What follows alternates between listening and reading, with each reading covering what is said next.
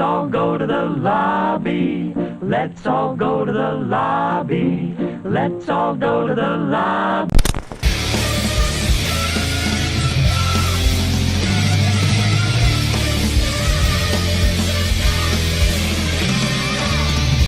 To get ourselves a treat.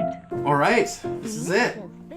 First episode of Let's All Go to the Lobby. First episode ever. Yeah. Yeah.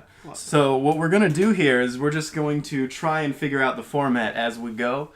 And then as the show progresses, it'll get more and more concise and tight. Like my girlfriend, you know? What girlfriend? Damn. Exactly. Oh! Kill. Yeah, it sounds good to me. Yeah, so obviously this episode might be a little rough for the listeners, but you know what? We'll run with it. Yeah, sure. Why not? You know? So why don't you introduce yourself to the audience? I'm T-Kettle, a.k.a. Tyler. I'm Niko, a.k.a. Niko 9. You know? You know, if it's Niko 9, there should be 9 Nikos, right? So it should be Niko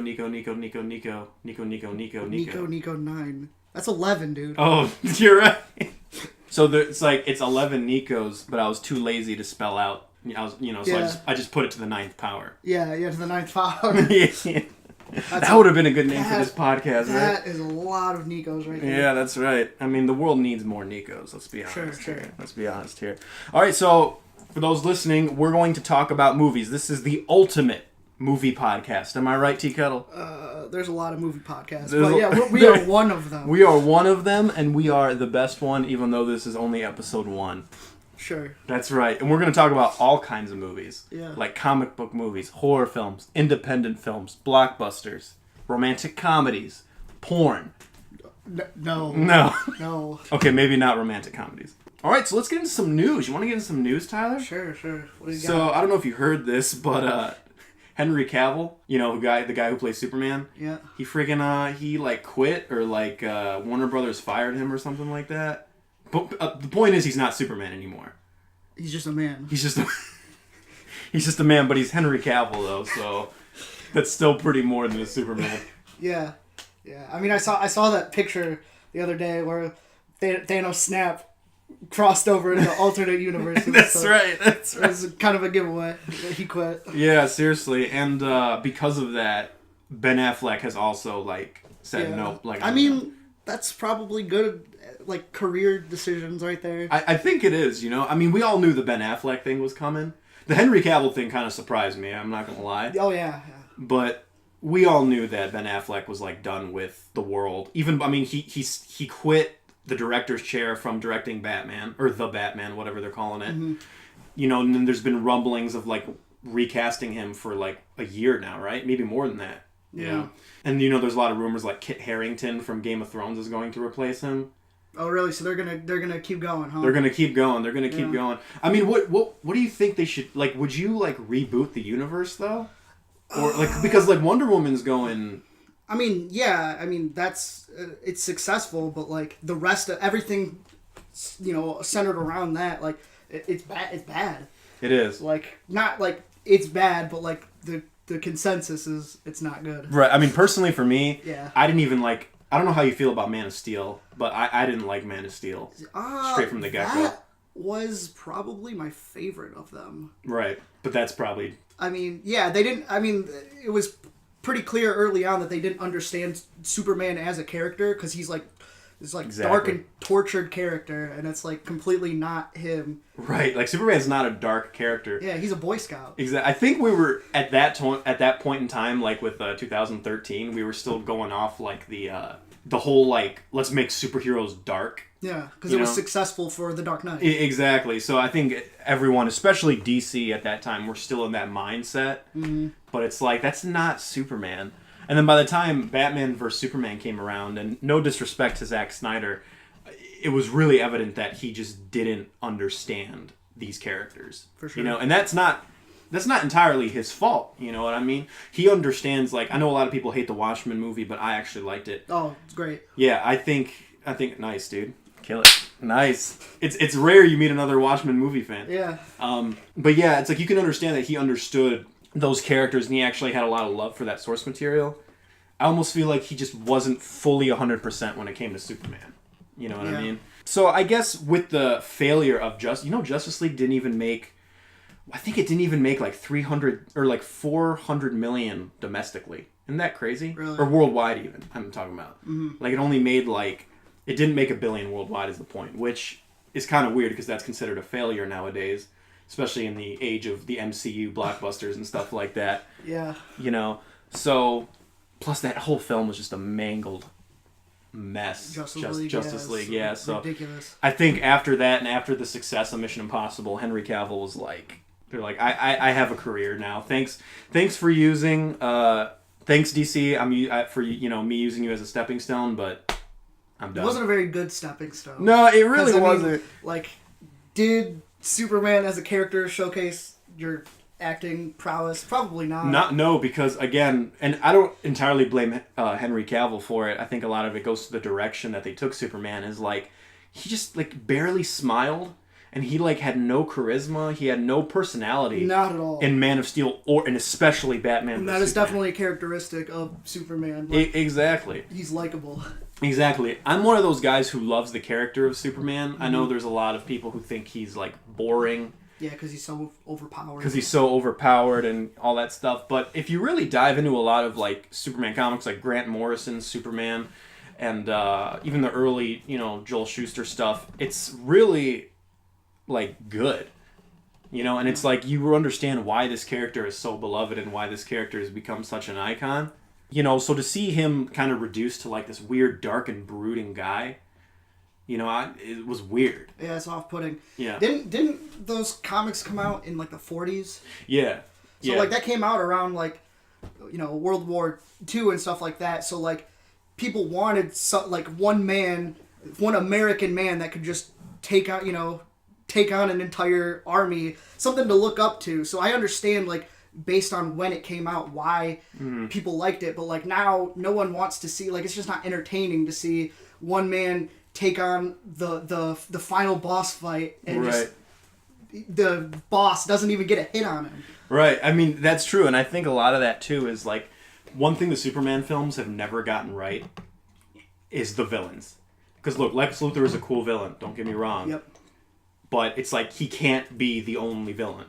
There needs to be a power that's greater or equal to Superman somewhere in there. That's why I think Superman 2 is like the best Superman film, is because he fought Zod, I've not seen that one. You have not seen Superman 2? I just watched the first one pretty recently. Oh my, you're crazy! Yeah, just never... Oh, dude. Get to it. So good. Superman 2 is good because he fights Zod. And it's like, Lex Luthor's in it and stuff, and he fights Zod, but he fights an equal. Mm-hmm. You know what I mean? And like that's great. And then Superman Returns came out, and it's like he doesn't fight. He doesn't have an equal. It's just Lex Luthor. You know what I mean? So there's really no real opposing force against Superman. I always thought that was the reason why Lex Luthor was so cool, is that he was a mortal man that could fight something like that. Like I'm sure that at times in the comics he's had him on the ropes just by himself. Yeah, for sure. So like.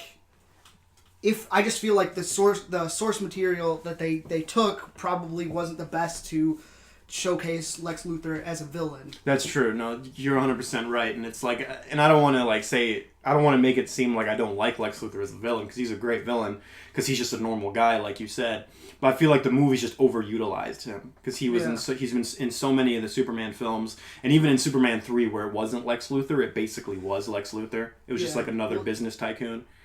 And it's like I think it got to the point where we need like an opposing force. And the irony of that is like Zack Snyder gave us that opposing force, but he just missed everything else about the character. Yep. Yeah, I mean, I feel like the reason that they keep throwing Lex Luthor there and Zod is because they're familiar. Like, that's...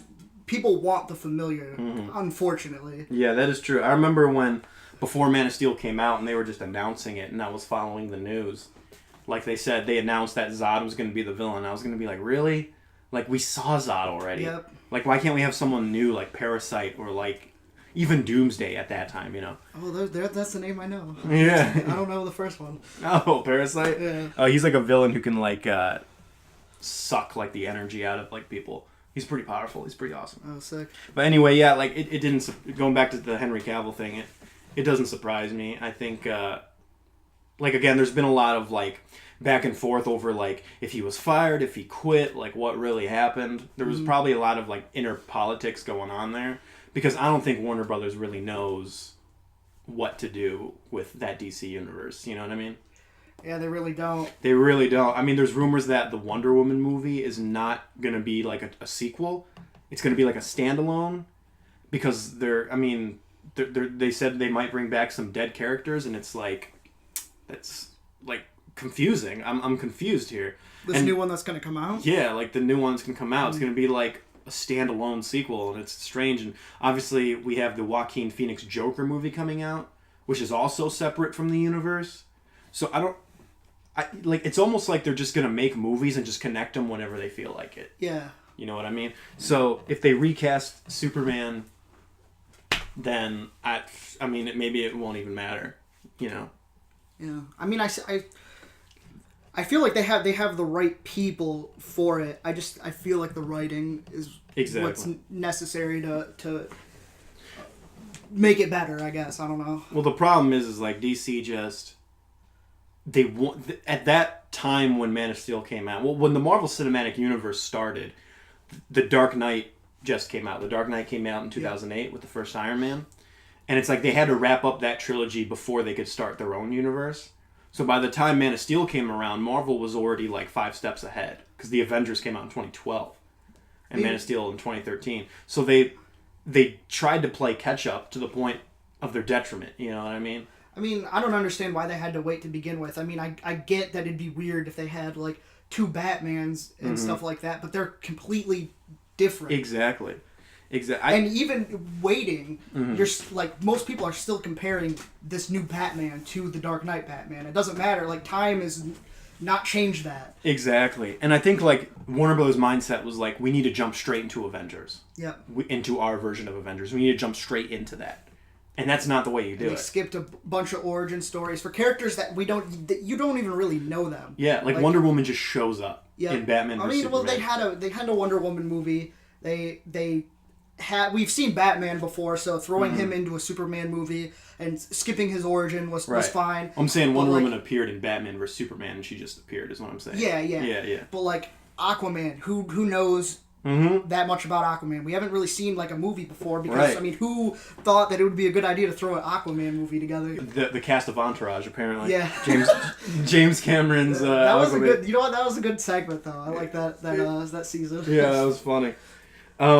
So yeah, I don't know what's gonna go on. I mean, Aquaman and Shazam are coming out, so yeah. I don't know what DC is gonna do. It's kind of tragic. Yeah, there's no direction. You know the irony? Let's talk about cinematic universes for a second. Obviously, Marvel's the best cinematic universe right now. Like, the second one is, like, weirdly probably the Monsterverse with, like... I know there's only been 2 movies so far, but the Monsterverse has Godzilla and King Kong. And it's like... That's probably number 2. Yeah, there's not a lot of cinematic universes. I wish there was, like, an art house cinematic universe that I could, dive into. The Terrence Malick cinematic universe. The Terrence Malick. Exactly. But anyway, last note about the Henry Cavill news. Did you hear that there was rumors of who was going to replace him? No, what was that? Michael B. Jordan. What? I'll take you both, Uncle James! Or I guess it'll be, I'll take you both, Uncle Jor-El! And it's like, I know Jor-El is Superman's father, okay? Don't kill me in the comment. But it's like, why? Yeah, I don't know. That's a weird one. That is a weird one. I mean, he seems he's a great actor. He is a great actor. He just seems young and like not Superman. Not Superman. It's just weird. I've never seen a movie with him and been like, oh, he'd be great as Superman. It was a rumor that warranted its own article on comicbookmovie.com, so I felt the need to mention it, but I don't think that's gonna. Yeah, I don't know. I don't think it's gonna amount to pretty much anything. Yeah. Next segment into the news. This is kind of old news, but I wanted to talk about this with you. The Oscars have pulled their popular film category from their next Oscar ceremony. Did you hear that? The one where they're like gonna make like blockbusters, like relevant. Yeah, they're like, we're going to put blockbusters in like mainstream films in their own category because they don't have enough artistic merit to be in like Best Picture, which totally pissed me off. And it received a lot of backlash because obviously like that's just a very don't try to appeal to somebody else like that. Like there's other award ceremonies for stuff like that. Right. I mean, if the Oscars, if they want to be pretentious, be pretentious. And it's like, I'm in the camp where it's like, I think all films, and I think you're in the same camp here, that all films should be honored, like, equally. Yeah, sure. But, like, it's I don't feel like they even give them enough credit, like, having the foreign film category and almost never having the foreign films come into, like, I think the last one that did it was, like, Amor, where, like, it was nominated for both Best Picture and Best Foreign Film. Yeah. I feel like they should do that more often because a lot of the time they're sometimes better than what comes out here. Same thing with the animation category. Yep. It's like, a lot of times, especially recently, they haven't been putting any animation. When was the last time that it was Up? Up and Toy Story 3 were nominated like the same year. Oh, okay. Yeah. And I believe, right? I could be wrong. I could be wrong. 2010. But I remember they were both nominated for Best Picture, Up and Toy Story 3.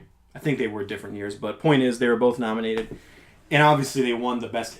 It's weird because when there's only one animated feature nominated for Best Picture, and that feature is also in the Best Animated category, of course that one's going to win. I mean, it's been like, almost 10 years since one has been put in that category? Exactly. So Crazy. It's like, it's weird because, the Oscars, I know the Oscars, like, isn't the be-all, end-all of, like, what makes a movie good. Yeah, I don't think anybody thinks that. No one thinks that, but it's weird because I always say that people say that it's not important until their film gets nominated, and then they're like, oh shit! Yeah, and then they lose, and then when it loses, then they're like, what? This is unbelievable! Yeah, exactly.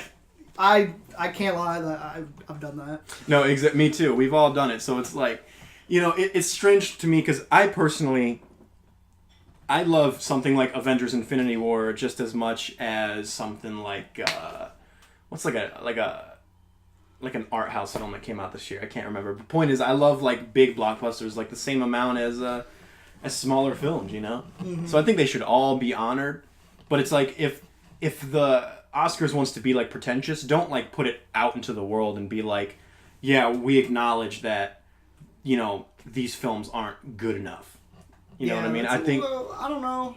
it's a little like. A little silly. It's very silly. I think it's arrogant, personally. It's like... I mean, it's arrogant, and like I said about the foreign film thing, like, if you're not even going to do that, I feel like you're not committing all the way anyway. Exactly. And the weird thing is that they have 10 nominees now. They upped it to 10 nominees for Best Picture. Plenty of space. That's plenty of space. And then, like, every year they only have, like, 7 or 8.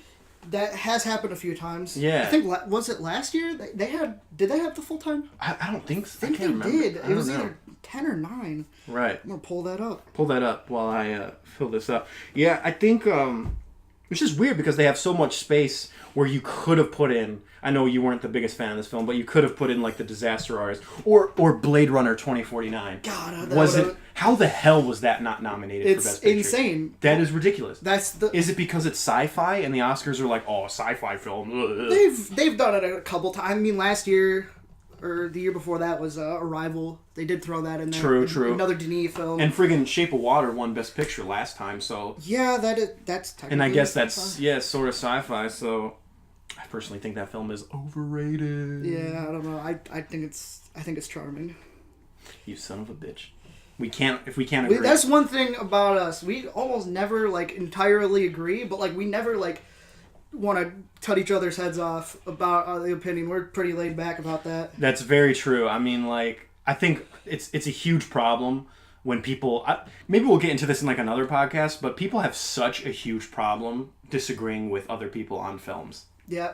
I mean, maybe it's a testimony to how important films are. That is true. And like how like... I can do it with certain people. I just don't do it with you because you're super chill about it. Right, and exactly. I mean, everybody has their own opinion. I can appreciate anybody who has an opinion and can articulate like their reason for liking something. I can't I can't argue with something like that. But if Exactly. you're going to try and shit on me because you think my opinion's worthless, well then I'm gonna have to attack you back. I think the only thing that bothers me is when people hate on something just because to hate on it. You know what I mean? To be like a contrarian. Yeah. Like they want to be a contrarian and be like, oh, I don't like blockbusters. Going back to sort of the Oscar thing. They're like, I don't like blockbusters, you know, so I'm not even going to give Infinity War or Mission Impossible a chance. A fair chance, yeah. So it's like, that's the only thing that where I'm like... I mean, I feel like if you want to be, like, if you want to review stuff, you have to go into it with as little bias as possible. Exactly. And I honestly think that people, not everyone obviously, but a lot of people who make films have respect for all film. Like Steven Spielberg obviously has made like Bridge of Spies, but then he's made Ready Player One. Have you heard about, I heard something about when Piranha came out, they were like, oh dude, we gotta sue or whatever because it's so much like Jaws. Right. And then he watched it, and then he was like, no, we're not doing anything, because this movie is a gem. Yeah, he actually right? loved it, but like that movie it's B-movie material. Oh, right it's total schlock film, but I schlock. love it. It's great though. It is. And then frickin' if we didn't have that film, James Cameron would have never had a career. Because, you know, he directed Piranha 2, right? That was his first film. Really? Yeah. I actually didn't know that. Yeah, Piranha 2 was James Cameron's first film. And he never admits it. He always says... A lot of people have that first film. Yeah. David Fincher. The Alien. The Alien 3, Alien, right. Yeah, Alien 3 or was it 4? It was Alien 3. Yeah. And the guy who did Amelie did Alien 4. Oh, that's right. He has like some French name. I can't remember his name. Oh, It's yeah. like, That's a good movie, Amelie. I have it on my list on Netflix. Fantastic. I need to watch it still. No one does like visual like comedy and analogies better than him, I think. Right. To wrap it all up, I think the Oscars can suck it. Yeah, And, I mean, unfortunately, I'll still watch them. Oh, just because I'm curious. Of course. But I always start the night like, oh yeah, like this is so exciting, and then I always end it. Damn it! This sucked! Oh, one thing, okay, I did want to mention this one thing about the Oscars, though. In 2004, right? Lord of the Rings, Return of the King won Best Picture. Yep. That would never happen now. It was because how many people were objecting to it, that not winning before or anything, and then they ended up like sweeping that year. I think it got the most Oscars of any movie in any year. But yeah, that was it was deserving of it. It definitely should have gotten some It should have, yeah, acknowledgement. Because there was like a shift somewhere in between that from then till now where it's like maybe it got more political or something, but like a film like that could never win Best Picture now. You know, unfortunately, I don't know. I feel like I'm surprised a lot of times when it comes to Best Picture. I really didn't expect Shape of Water to win. I didn't know that people liked it so much. Right. Like I knew that it was enough to get on the ballot, but like that was a complete surprise. If anything, like I would have expected like Get Out to win over that, just because of how popular that film was. I could see that too. Which would have been interesting because, Get Out is technically a horror film, so it would have been like one of the, Silence of the Lambs excluded, probably one of the first like horror films to really... Exorcist? Oh, it was Exorcist? Exorcist didn't win though. It didn't win, but it was... But it was nominated. True. That was the first one to get nominated. You know, I still haven't seen The Exorcist because I'm too scared. No! And I love horror films. You see, it's the demon shit I don't like. I do not like devil/demon shit. Like, I can handle some of it, like The Conjuring and stuff like that, but I feel like that's just too much for me. That is... You gotta watch that movie. I'll probably get to it. Have you seen Rosemary's Baby? I haven't. No, I have never seen Rosemary's Baby. Boy. That's more like a psychological thing. Right. But who was in that? Again, it was Frank Sinatra's ex-wife. Yeah, Mia Farrow. All right, do you want to get into trailers or? I'll contribute. Trailer talk. We're gonna have like jingles before like each of these segments, but right now we don't really have anything, so we'll just. Yep.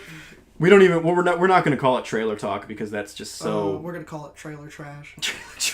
That's a good idea. And no, we're not trashing on the trailers. No, we're not trashing on the trailers, but we're me and you are trailer trash, right? Like, let me be honest. I really don't watch I don't like. Yeah, trailers exactly. that much. I was gonna tell the viewers as a disclaimer. It's like I don't know. I feel like they give away too much these days. They do. They do. There's definitely like an art form to making a good trailer, and it has been done. The thing that I find interesting is that the trailers that like are the most promising are usually the movies that I did not like that year. Right. American Sniper. Right. It did not. That is how you do a trailer. You show a scene that will catch the interest of the audience. Don't finish the scene. Leave them on a little cliffhanger, and then that's it. You don't even know anything else about the film. Just that one scene, and you don't even have the complete story from that scene. Exactly. Like, did you see the trailer for Ben is Back, starring Julia Roberts? I can't. I don't think I have. Ben is Back. Dude, I'm not even kidding. It's like a trailer that's not even a minute. It's Julia Roberts, right? She comes up into a car with her daughter, and then all of a sudden, like, her son just walks in front of the car, and they just stare at each other. What? And then the daughter in the next seat is like, "Don't do it, don't do it." And then Julia Roberts gets out of the car and like slowly walks up to her son, and like gives him like a crazy hug, and then Ben is Back appears. I have no idea what the hell it's about. I don't even know. But you know what? That's probably fine. It was the trailer was great because it's like when Ben is like walks out in front of the car and like she stops. It's like this like moment of like, holy shit, like what's gonna happen here? If it offers up questions with no answers, and it goes deeper than just the scene, like what's going on with this person. I can understand why that'd be a good trailer. It was definitely a good trailer, and it's coming out in December, so that's Oscar season. So it does. I mean, even from the little I saw of this film, it looks like an Oscar contender. Watch it like be like a total bomb, and I just talked out of my ass. That happened before. I'm broken. Yep. Here's a film that you will definitely have stuff to say about. They released the second trailer for the Halloween movie, and you obviously haven't seen it because you don't really watch trailers, right? I've seen the first trailer. You saw the first trailer, but not the new one that just released, right? Don't watch it. Don't watch it? It gives away too much? It gives away too much. Yep. It gives away too much. And I feel bad for watching it now. It doesn't give away a lot in the sense of, like, plot details or stuff like that, or, like, plot spoilers, but it gives away a lot of really good scares. And now those scares are not going to be effective when you watch the film because they were in the trailer. Yep. You know, there were some really, like, crazy moments. And it's like, if you want to show like one, that's fine. Like in the first trailer with the closet gag. Yeah, it's a hook. It's a hook. But the second trailer, like 4 of them, dude, like 4 or 5 of them, just like probably all of them. Yeah, right. And now it's like, okay, now I'm not gonna be scared in those scenes because I saw them in the trailer. Yep. You know. So and then I got notification on one of my new movie news websites that says new international trailer, which was released the same day, adds new footage to the second trailer, spoiling even more. And I'm like, I'm not even gonna touch it. Not even gonna touch that one. Are you excited for that movie? Dude, I'm super excited for that movie personally. I don't know, how do you feel about Halloween? They got rid of or they decanonized or whatever. The what was it? Resurrection? They decanonized everything after the first one. After the first one. Yeah, so Halloween 2 up. Doesn't make is nothing. And it's funny because like the second one is considered like iconic slasher film. It's a cult classic now. Yep. When it was released back in the I think it was 80, right? 1980 when it was released or something like that. Something like that. Or 79 or something. I know it was released soon after. I think 79 was when the first one came out. Right, because I know the second one came out like the next year. Yeah. I believe. Even when that was released, people didn't like it. But then like years later. Like, that's when it was revealed. The second one was revealed that Michael Myers and Laurie Strode were brother and sister, was in the second movie. And that became so synonymous with her character that it was jarring for people when it's been revealed that, and they even said it in the first trailer, that they're not siblings anymore. Yeah, you know, wow. Because that happened in Halloween 2, and now that's not even canon anymore. So they're not siblings. So I'm wondering what they're gonna do with it. Right, like what is Michael Myers' motivation to go after her now in the movie? Like what do you think? Like is he just because she was the final girl who got away? Maybe. Yeah, I guess. Unsure. I'm curious why. Like in the second one, she was definitely like like running away from him. She feared him. In this one, it seems like she's trying to attack him, which came way later. True. When she just completely gave up. I don't it's so weird, like how it's changed so dramatically now. That is true, and as much as I am looking forward to the film, it is kind of interesting because the first film she was a fighter though, like she was. She freaking stabbed him with like a knitting needle in the neck, and she stabbed him in the eye with a coat hanger. So she was a fighter in the first one. She was. But she wasn't like Rambo. Like she was she was not in the Rambo. new one. She didn't have like safe houses and stuff. Yeah. And it's Traps and stuff. Traps and stuff. And it's like, it was a horrible. Like, let's just pretend Halloween happened in real life. Yes, that's a horrible thing that happened. There was a madman who killed your friends, and you got away. Do you think it's realistic for a person to get so paranoid about that one thing to the point where they have to train for 40 years to for their return? I feel like by year 10 I would be like, maybe, okay, he's not getting out, this is fine. Maybe just to toughen up for the world, I guess, as a precautionary thing. But yeah, I mean, it seems a bit excessive. Yeah, but I mean, and again, I'm just nitpicking here because I think the movie does look intense. One thing I will tell you from the second trailer was that there was no jump scares. All the scares, I mean, there was a couple sort of jump scares, but most of the scares were just him slowly stalking people. Yep. And that is what Halloween is about. That's actually a big thing now. The strangers, a lot of people realize that they like something lingering in the background. Exactly. Even Mike Flanagan, who's one of my favorite horror directors, he loves that motif of having things in the background. I remember when I saw Ouija 2 in the theater, I was just watching a scene normally, and then my friend nudges me and he's like, "Did you see that?" I'm like, "See what?" He's like, "The freaking figure in the background." I'm like, "I didn't see anything. What are you talking about?" Subtle. It was so subtle. I like that. And I had to rewatch the film to see it, and then it freaked me out. And I'm like, "Oh my! I didn't even see that." Yeah. You know what I mean? That's classy. It is classy.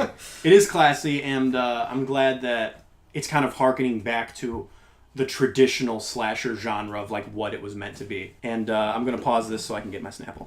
Alright, so I got my Snapple, and point is, I like how the new Halloween trailer is showing a return to form for old horror and the old, slasher genre. Yeah, slashers are kind of dying. They're dead. It's really. Yeah, dead. They only exist within the indie community, and they're usually not as good. But supernatural horror is the big thing right now. I'm not a fan of it. I've seen a lot of people actually talk about how supernatural horror isn't affecting them anymore because we have been a little oversaturated with it to the point where it's the same thing. There's always a ghost who scares you and then they fly across the room and hit the wall, and it's for me it's not about the scares as much as it is about just how incomprehensible it is. The sequences just are nonsensical. There's no concrete ground. They just haven't really established a sense of gravity and logic behind it enough for me to be okay, well, this is where you draw the line. And there's just it gets weird. It's in particular, I found that to be true with Hereditary, which I think it has some really good story beats. The slow pace is effective, and it seems like it's building up to something, but then it goes bonkers, and not in a good way. It resorted to a lot of weird tropes. It drops the ball, especially at the end. Yeah, and all of that hard work that it did for me of building up this story, it just kind of let it go. Yeah, 100%. Because they resorted to going back to the old horror tropes that make a horror film instead of being. And I don't want to spoil it, but there's one specific thing that for me ruined everything. I was why is it resorting to this specific trope? It just seems so beneath it. And for those who don't know, me and Tyler felt the same way about Hereditary, which is unusual. We're we thought it was, and usually it wasn't the marketing either, because that type of scariest movie ever made, that marketing doesn't get me. You know what I mean? I don't get overhyped because I know what that marketing does to horror films. which we'll probably get into like another podcast. Like they did the same thing with Veronica, but like I watched it and I'm like, it was doing so well until that certain moment you're talking about. Doing so well until and then it just wasn't. like dropped the ball, and I'm like, oh my god. Yep. Yeah, I absolutely feel that same way. I was thinking about that movie the other day, and I started laughing because remember in the theater when I started laughing when Alex Wolff like jumped out the window? Yeah, he's like, noisy. he's like, ah! And then it turns, and then it's just like a static shot, and he just jumps out the window. Like it was such that editing was really wonky. It was such it was so funny. And I chalked that up to it being the director's first feature, but like it was such a weird moment. Like I was like, that was like a Pee-wee Playhouse moment in like this real moment of tension. I just started cracking up in the theater. You were there. You remember? See, I went back to that film. I don't usually do this type of thing because I like to draw my own conclusions. When a film is like kind of ambiguous in some ways, I like to think of my own theory before I start looking at other people's theories. Mm-hmm. I went ahead and looked at some stuff on Hereditary to see if I missed anything, and I really didn't. I feel like I got like everything that everybody else got, but when I was reading the recap of it and stuff, it immediately reminded me how crazy and bonkers that movie got, because like it was like, oh, this person did this, and then like there was a floating corpse or whatever nonsense like that. Yeah. And it's like, okay, I didn't really miss anything, but like reading that recap was just, it was ridiculous. It was as ridiculous as watching the film. The thing is with Hereditary, I don't think it's as ambiguous as people like to say it is. Yeah. And I agree. You're right there? Yeah, a little bit. Bleeding a little bit. He's bleeding. Whoops. What'd you do? I don't know. This reminds me of Converge's one album when he just bleeds in the middle of recording the album, and then he's just like, keep going in the microphone, and they kept it in the recording process. Oh my god. But I think it's because you're talking about Hereditary, and yeah. Now that weird... So I can't spoil it. I was going to spoil the ending. Yeah. I was going to make a joke and it would have spoiled it. But point is, Halloween trailer... Don't watch it because it reveals too much, but regardless that it reveals too much, the movie still looks good. Okay, yeah. In my That's opinion. fair. In my opinion. I don't think I'm going to go out and seek the second one, obviously, because of what you told me, but, like, even if I do see it, like, probably won't do too much for me. Right. There are a lot of trailers here that I have that I want to talk about. Okay. Alright, I'm just going to mention At Eternity's Gate real quick. It's an art house, not an art house, it's more of like a really bare bones independent film about Vincent van Gogh. And frickin' Willem Dafoe plays Vincent van Gogh. And it looks really good, personally. Looking this bad boy up. Looking that bad boy up. Oh, Mads Mikkelsen. Oh, boy. Yeah, Mads Mikkelsen is Oscar in it. Isaac. Oscar Isaac is in like all of like these weird independent films. Oh, is that all the time. Rupert Friend from Homeland? And then is this... like the cast is amazing. Roman Polanski's wife? Is that who that is? Yeah, it is. Wow. Yep. So yeah, this film, it looks interesting. And after this podcast, I encourage you to watch the trailer because, I mean, I guess there's no spoilers because we know how Vincent van Gogh, what he does. You know, he cuts his own ear off, so. Oh, yeah. You know. And he mails it to the person he loved.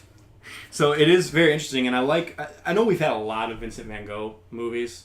I mean, even like just like last year, right? We had like The Life of Vincent. It was like all hand drawn. Yeah, but that was like a cool gimmick that actually worked in the film's favor. Yeah. I didn't see it, but like I can tell based on the subject matter that fits. Mm-hmm. Exactly, and that's when the gimmick became more than a gimmick.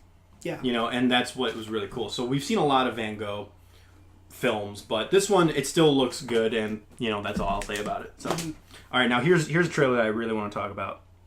Anna and the Apocalypse. Anna and the Apocalypse. Are you ready for this? This is what this film is. Are you ready for this? Hit me. A post-apocalyptic zombie Christmas horror film musical.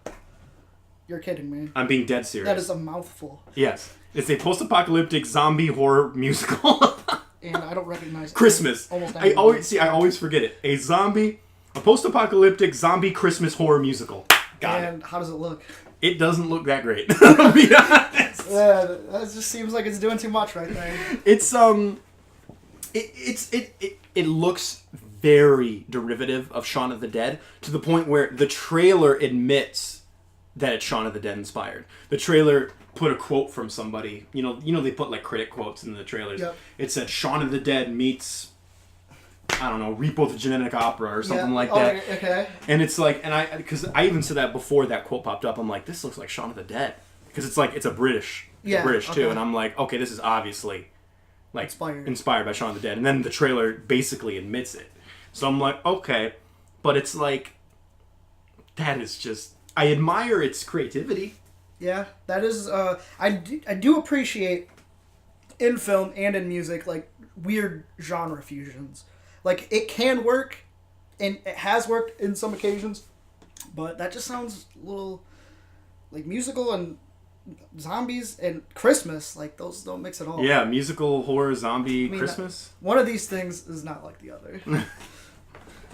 Yeah, so it is very strange, and you know, as much as I admire how much it's trying to be something different, I mean, horror musicals have been done before, like Repo the Genetic Opera, who I actually saw the director of because he went to my school, and Darren Lynn Bozeman. Sweeney Todd?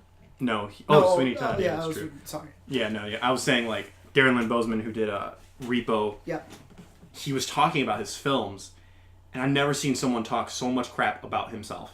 Really? Like, yeah, he was like, because he was on stage talking to all of us, and he's like, yeah, you know, I made like Saw 2, 3, 4, and then I made Repo the Genetic Opera, which sucked, and then I made like 11, 11, 11, and that was abysmal, and like, I'm like, oh my god, dude, like, it was like... I bet people look that up after that. Yeah, that's true. That's true. That's true. It can't be that bad, and then they look it up, and it's like, yeah, that's true. That's true.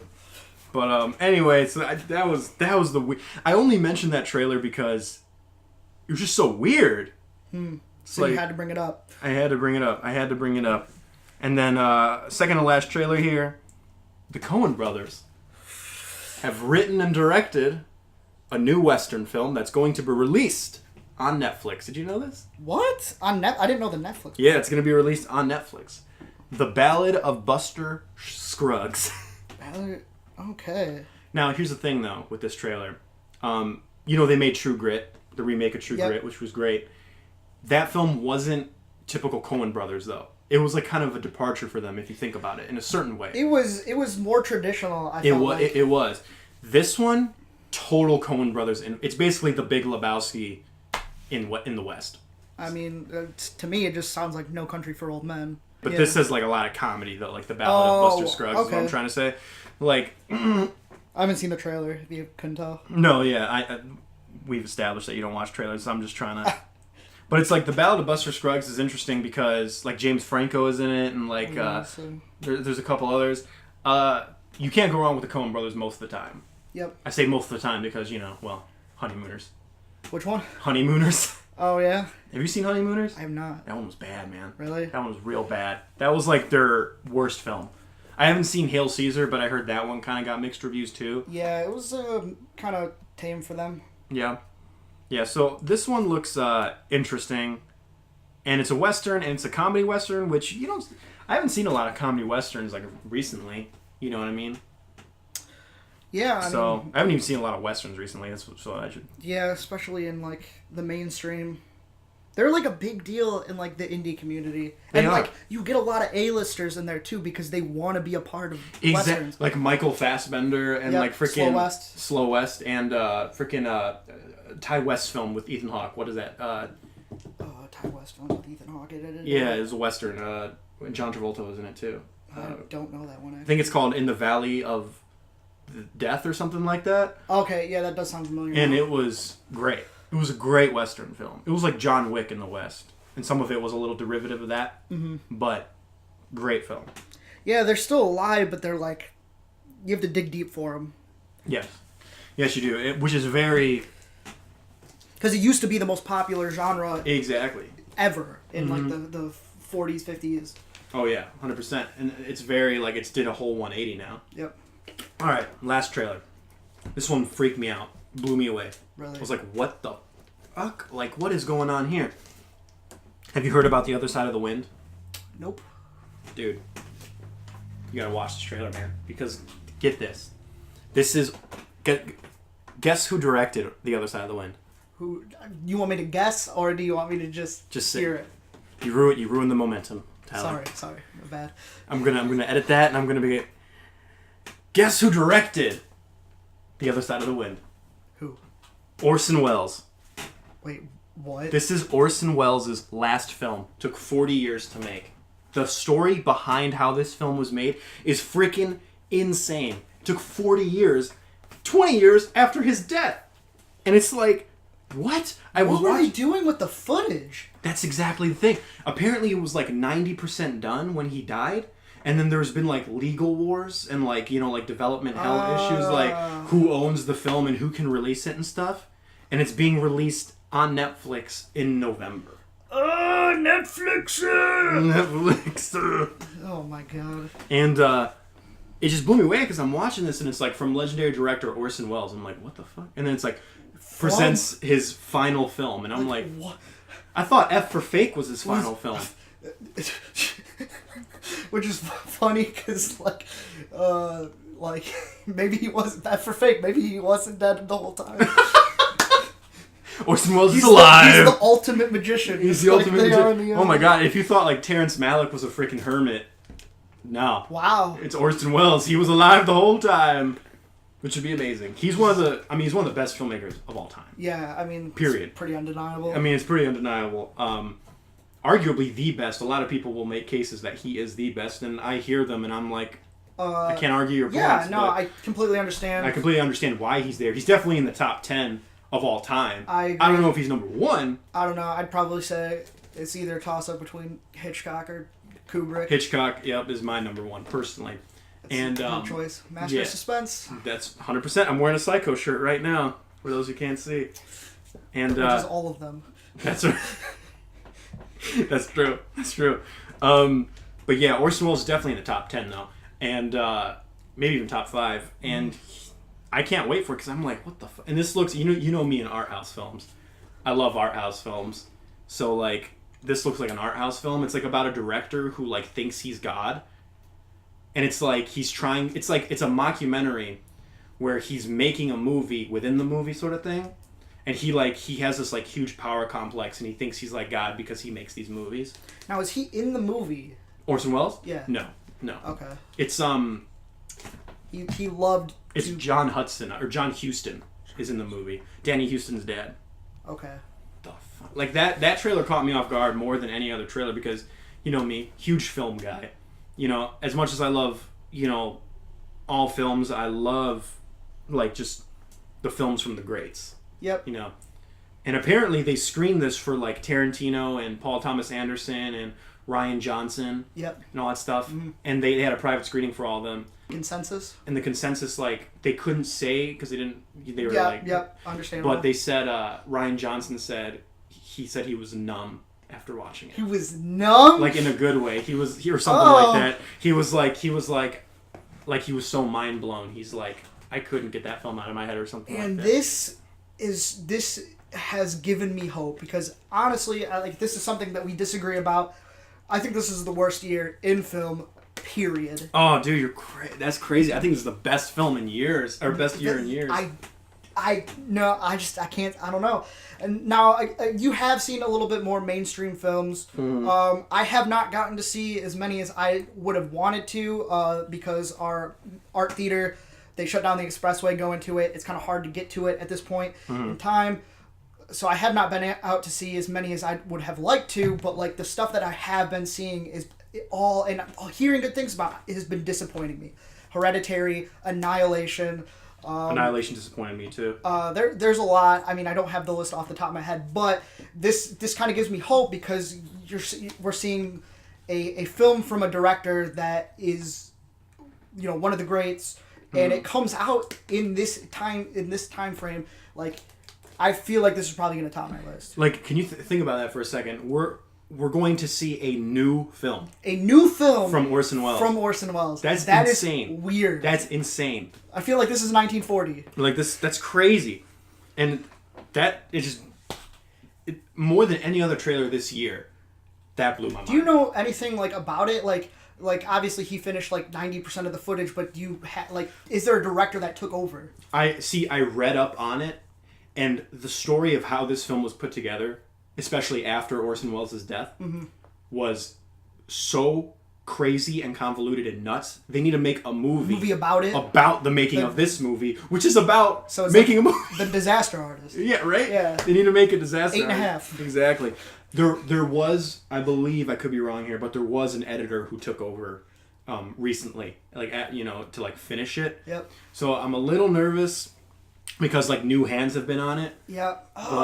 But you never know. I mean, at least it hasn't been like assigned hands and then like they removed those hands and then put more hands on it, right, like all the Star Wars films. Right. So you should look up the history of how this film. Like, I'm definitely gonna do because that. it's nuts. It's like I read like some of it and I'm like it was like 3 a.m. I'm like I am too tired to read all this. I'm definitely going to watch this trailer too. Oh, that's great, dude. We'll watch it after this podcast. Also, they released the trailer for Harmony Korine's new film, and we're not going to talk about that. All right, let's talk about. Is that the dude that did Spring Breakers? Yes. Oh, I know you do not like him. hate's a strong word. I strongly dislike Harmony Korine. And I saw his trailer for The Beach Bum, and it looks like Spring Breakers too. And for those of you listening, Spring Breakers is the worst film I've ever seen. I hate that film with an unbridled passion. Okay, you're going to deter a lot of people from listening because there's a lot of people out there that like that film.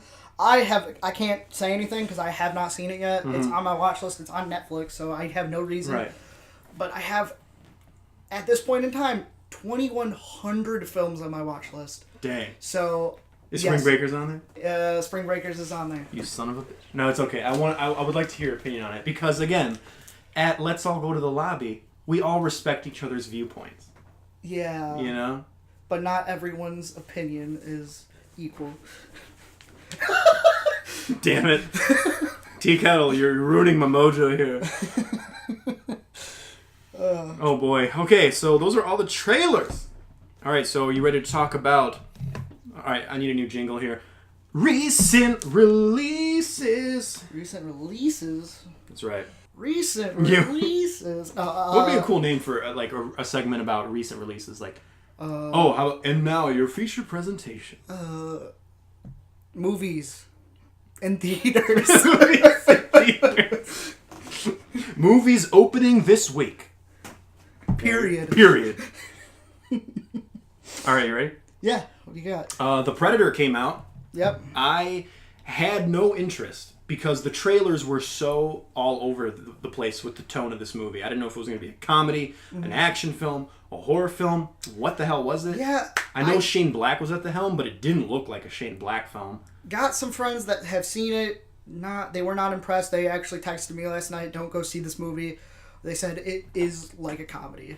Yeah, see, and here's the crazy part about that, though. I had a friend, Brendan, who I told you about. Yep. He texted me up last night, and he's not huge into like mainstream films, and he loved it. Really? Yeah, he loved it. That is so shocker. His like the fact that he loved it, I was like, I kind of want to see it now just to like see it, you know. 34% on Rotten Tomatoes isn't the greatest score, but again, Rotten Tomatoes, sort of like the Oscars, isn't necessarily the be-all, end-all. But it does give you a consensus of what the majority of critics feel like. I usually generally agree with like Rotten Tomatoes. I would choose Same. Rotten Tomatoes over the score on IMDb. Yeah. Because IMDb's like it's all the same. Yeah. It's all like 8. I'm a Letterboxd guy myself. Letterboxd is my go-to. And I agree with them. Exactly. Same. I know Rotten Tomatoes gets a ton of shit. I love Rotten Tomatoes. Yeah, I mean it's a nice little like it's accessible. Why do I have to go critic to critic? You know, why do I have to, like, literally go to the Chicago Tribune and then go to, like, Chris Stuckman and then go to friggin', like, all these news sources and then, like, RogerEbert.com and, like, all these stuff when I can just have them all put together and put in an algorithm. And, like, it's nice, but, like, I don't think that I'm ever going to find one critic that I wholeheartedly agree with, so it's kind of nice to see, like, somebody... And that's the thing is, like... And I'm not saying that individual reviews aren't important because... You know, I read, like... Well, when Roger Ebert passed away, I stopped going to RogerEbert.com. Yep. But when he was alive, I would go and, like, read his reviews on things. I'd read his reviews. I watch Jeremy Johns. I watch Chris Stuckman. So I do go to individual reviews. But there's hundreds, sometimes thousands of reviewers. Yep. And I'm so like... who do you trust? So who do you trust? So put it all in an algorithm. Rotten Tomatoes, the site isn't saying if a film is bad or not. They're just giving a consensus... Yep. Over what everyone is saying. And then usually the people who is it the people that write for Rotten Tomatoes that run the site, they have like the little consensus, but like they don't. I don't think they choose like one individual like review to like. They don't choose like a review. Like, they just do a little thing that maybe they thought of the film. Exactly. But they have to work it around if the film is like negative or good. Exactly. So with The Predator at 34%, it's obvious that this film is like average at best, according to the consensus of critics that are in this algorithm. Mm-hmm. You know, so again, that doesn't mean that it's a bad movie. That's not there's no bad movie in terms of like just because someone says it's a bad movie does not necessarily mean it's a fact most of the time. That's art. It's art, you know what I mean? Except Freddy Got Fingered. Fuck that film. And no, just I don't know why that came to my head. I was gonna say you didn't bring. I was gonna bring Spring Breakers. I was gonna say Spring Breakers, but I brought why the fuck? I watched Nostalgia Critic's review of Freddy Got Fingered. That's why it came to my head. Yeah. Anyway, I'm gonna edit that out because I don't want Freddy Got Fingered in this podcast ever. Like, do you like the Predator movies? No. No? I like the first one. I have not seen it since I was a kid. I saw it like a couple years ago, and it's very... The thing with the first Predator film is it's not necessarily only a Predator film. It's an Arnold Schwarzenegger film. That film was strictly a vehicle to promote his career because he was coming off a slew of these films like Commando and Terminator 2 and like all these films. Yeah, he was the right. I think the Rock of that time. Dude, 100%. I even thought about that. I'm like, they should do a Predator movie with the Rock. Because that's what would have made it like the same thing. I don't know if I'd watch that. Like, Rock is not something that I'd flock to. No, me neither. I mean, me neither. He's just a person. He's just there. Mm-hmm. Exactly. And I think the Predator series, and I feel the same way about the Alien series, more so with the Predator series, it's just a property that sort of just needs to end, I think, in my opinion. I'm just tired, in general, of, like, reboots. Yeah, I'm tired of reboots. And sequels and stuff. I want more original content. I don't mind sequels if they're good. I don't mind going to see one, but like I protest them before I go see them because I usually have the expectation they're not as good as the original. Well, the thing is like, you know, especially with Alien 2, and it's just the fact that this whole like 80s thing where we got to bring back these 80s properties. Yep. And like reboot them, or like late 70s, 80s properties. It's like, why? More than any other film I do not want to see ever again is a new Terminator film. I do not want to see I don't want to see that either. They're making another one now. Oh my and God. I'm like, and Tim Miller's directing it, who did Deadpool 1, and I'm like, enough. I've only liked 1 and 2. Same. I do not want to see another Terminator film, and I feel kind of the same way with Predator. A little less because I don't think Predator has been as oversaturated as the Terminator. Yeah, they just had that little thing with AVP. They brought it back for like a short time period. Exactly. Then it went into oblivion. Exactly. I just don't care enough about the Predator to really see this film. Yep. And it's just no affinity for it. There's no affinity for it. Same thing with the Alien films. Like I didn't see Alien Covenant or Prometheus because I'm just like, really? Yeah. Okay, I'm done with it. I do like Prometheus. Dude. Like most people do not. I feel like that's such a weird. It's just a weird entry in the series because Alien Covenant seems more like a traditional Alien film. I think the worst thing about it is like why did we need an explanation on how xenomorphs exist? Like we all know, or a lot, the smart people of the world know that the galaxy, the universe is huge. There's probably more life out there. Why do we need to see why something looks the way that it does? They don't really need to explain it. Like not everything is going to look like humans. Well, I remember when the main drawing point to Prometheus, I remember when it was announced and when it was coming out, like back in 2012, was that it was going to explore the origin of like the space jockey and hit like how he fit into the whole puzzle of the alien universe and stuff like that. And it's like, I'm like, that doesn't interest me. I'm like, I want to see an alien movie with xenomorphs, and I'm not even going to get that. You know what I mean? Yeah, I mean, I can understand why you wouldn't go see it. I mean, I did enjoy it. I did not really like Covenant. Like, it was just a lot of the same. There was only like small bits that I did like, where they were moving like the mythos of of the AI that exists in that universe, and Michael Fassbender, if you played an AI like Walter, right, or something like that. I remember his name was David right? David. Right, that's what it was. Yep. Yeah, and it's weird that Ridley Scott has such an affinity for this series. I honestly think his prolonged what's the word? His prolonged stay on the series kind of made it stale. I feel like it because James Cameron did Aliens, fantastic. Obviously, David Fincher and the guy who did Amelie did the next two, which were terrible. Mm-hmm. But then he did 2 more Alien films, Prometheus, and I think with franchises like that, you need to let other directors take over. Like, I wanted to see Neil Blomkamp's Alien, because Neil Blomkamp was going to make another Alien. What'd he do? Well, Ridley Scott, just axed it. Huh. Like, he axed it. He's like, no, you can't.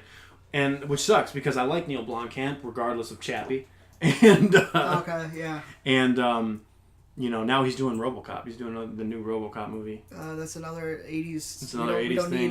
We don't need it. Yeah, it's just there are certain properties that I'm just tired of. Yeah, I think I've been saying this for a while now. I think the one thing that Hollywood needs to do to prevent sequels and reboots to stop happening is bring in outside sources, stop hiring the same screenwriters, bring in somebody who has creative content, take the time to read some scripts, right?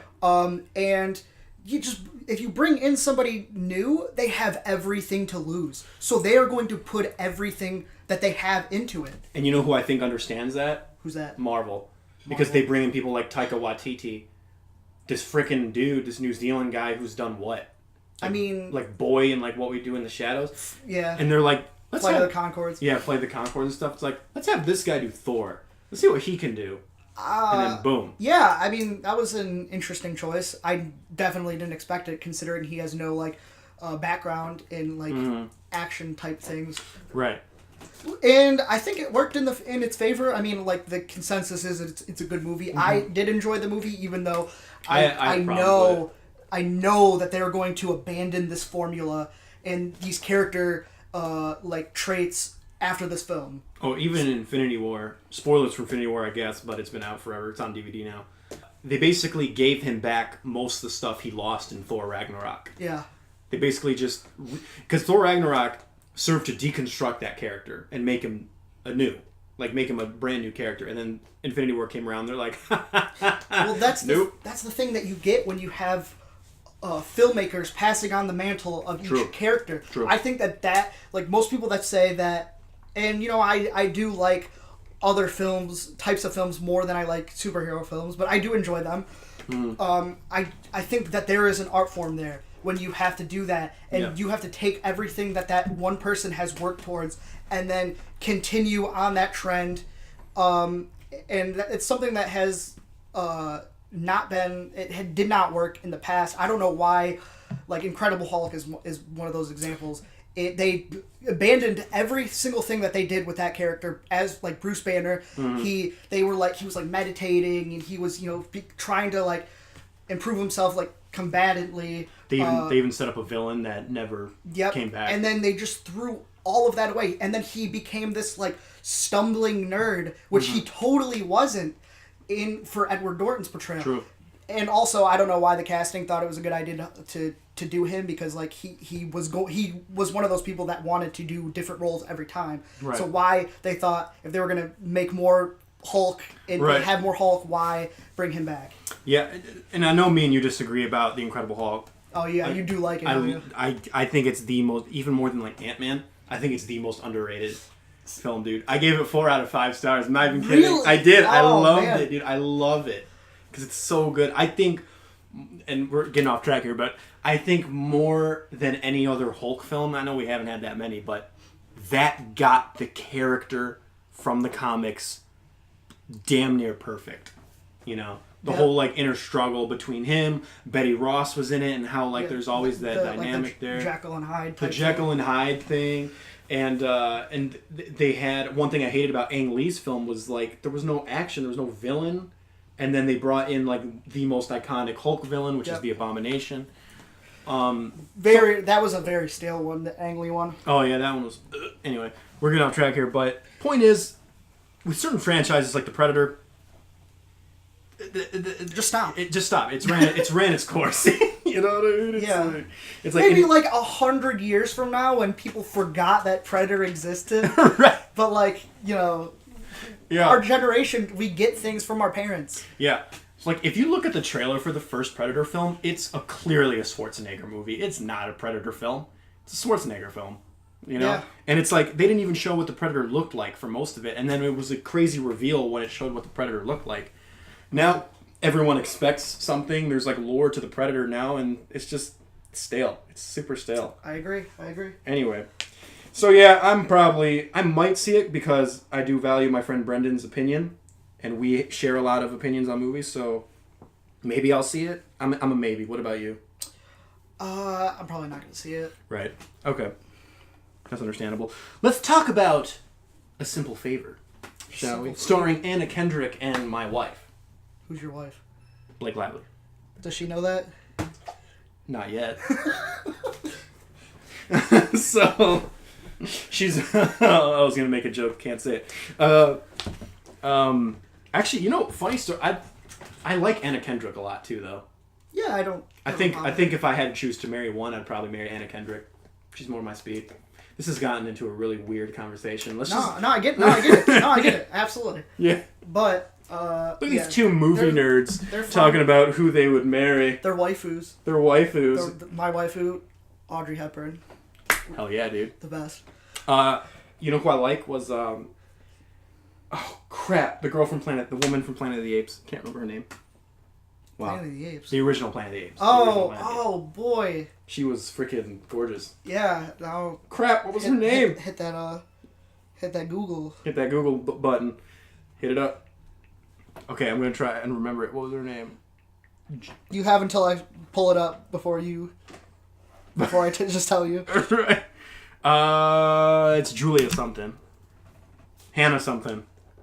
Linda Harrison. You're completely wrong. Nailed it. Oh, I love Linda Harrison. Linda Harrison is bae. Yeah, she was a good looking girl. Yes. Anyway. Simple Favor. I don't even know. I'm gonna be honest. I don't even know it. Oh, it's Paul Feig's new movie.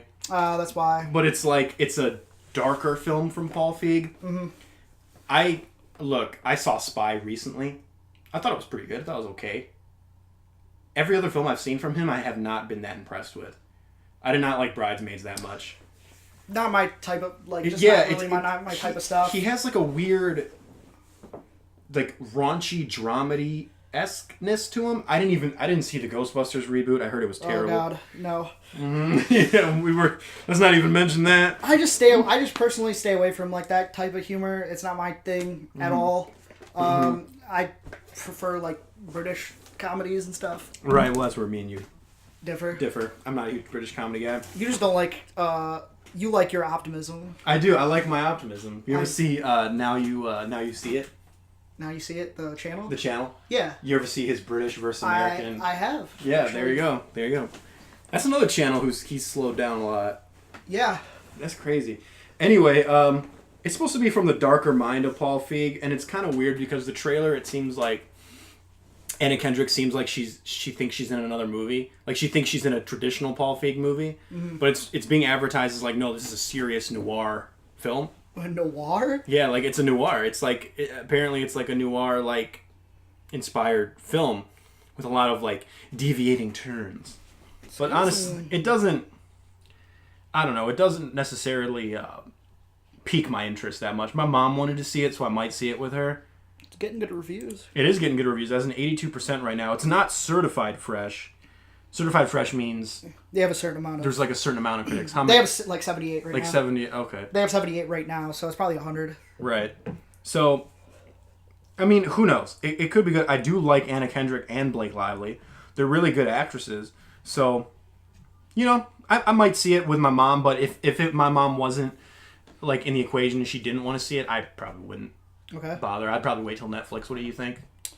Probably wouldn't even wait till Netflix. I have too many movies to catch up on. I get you. The life is short.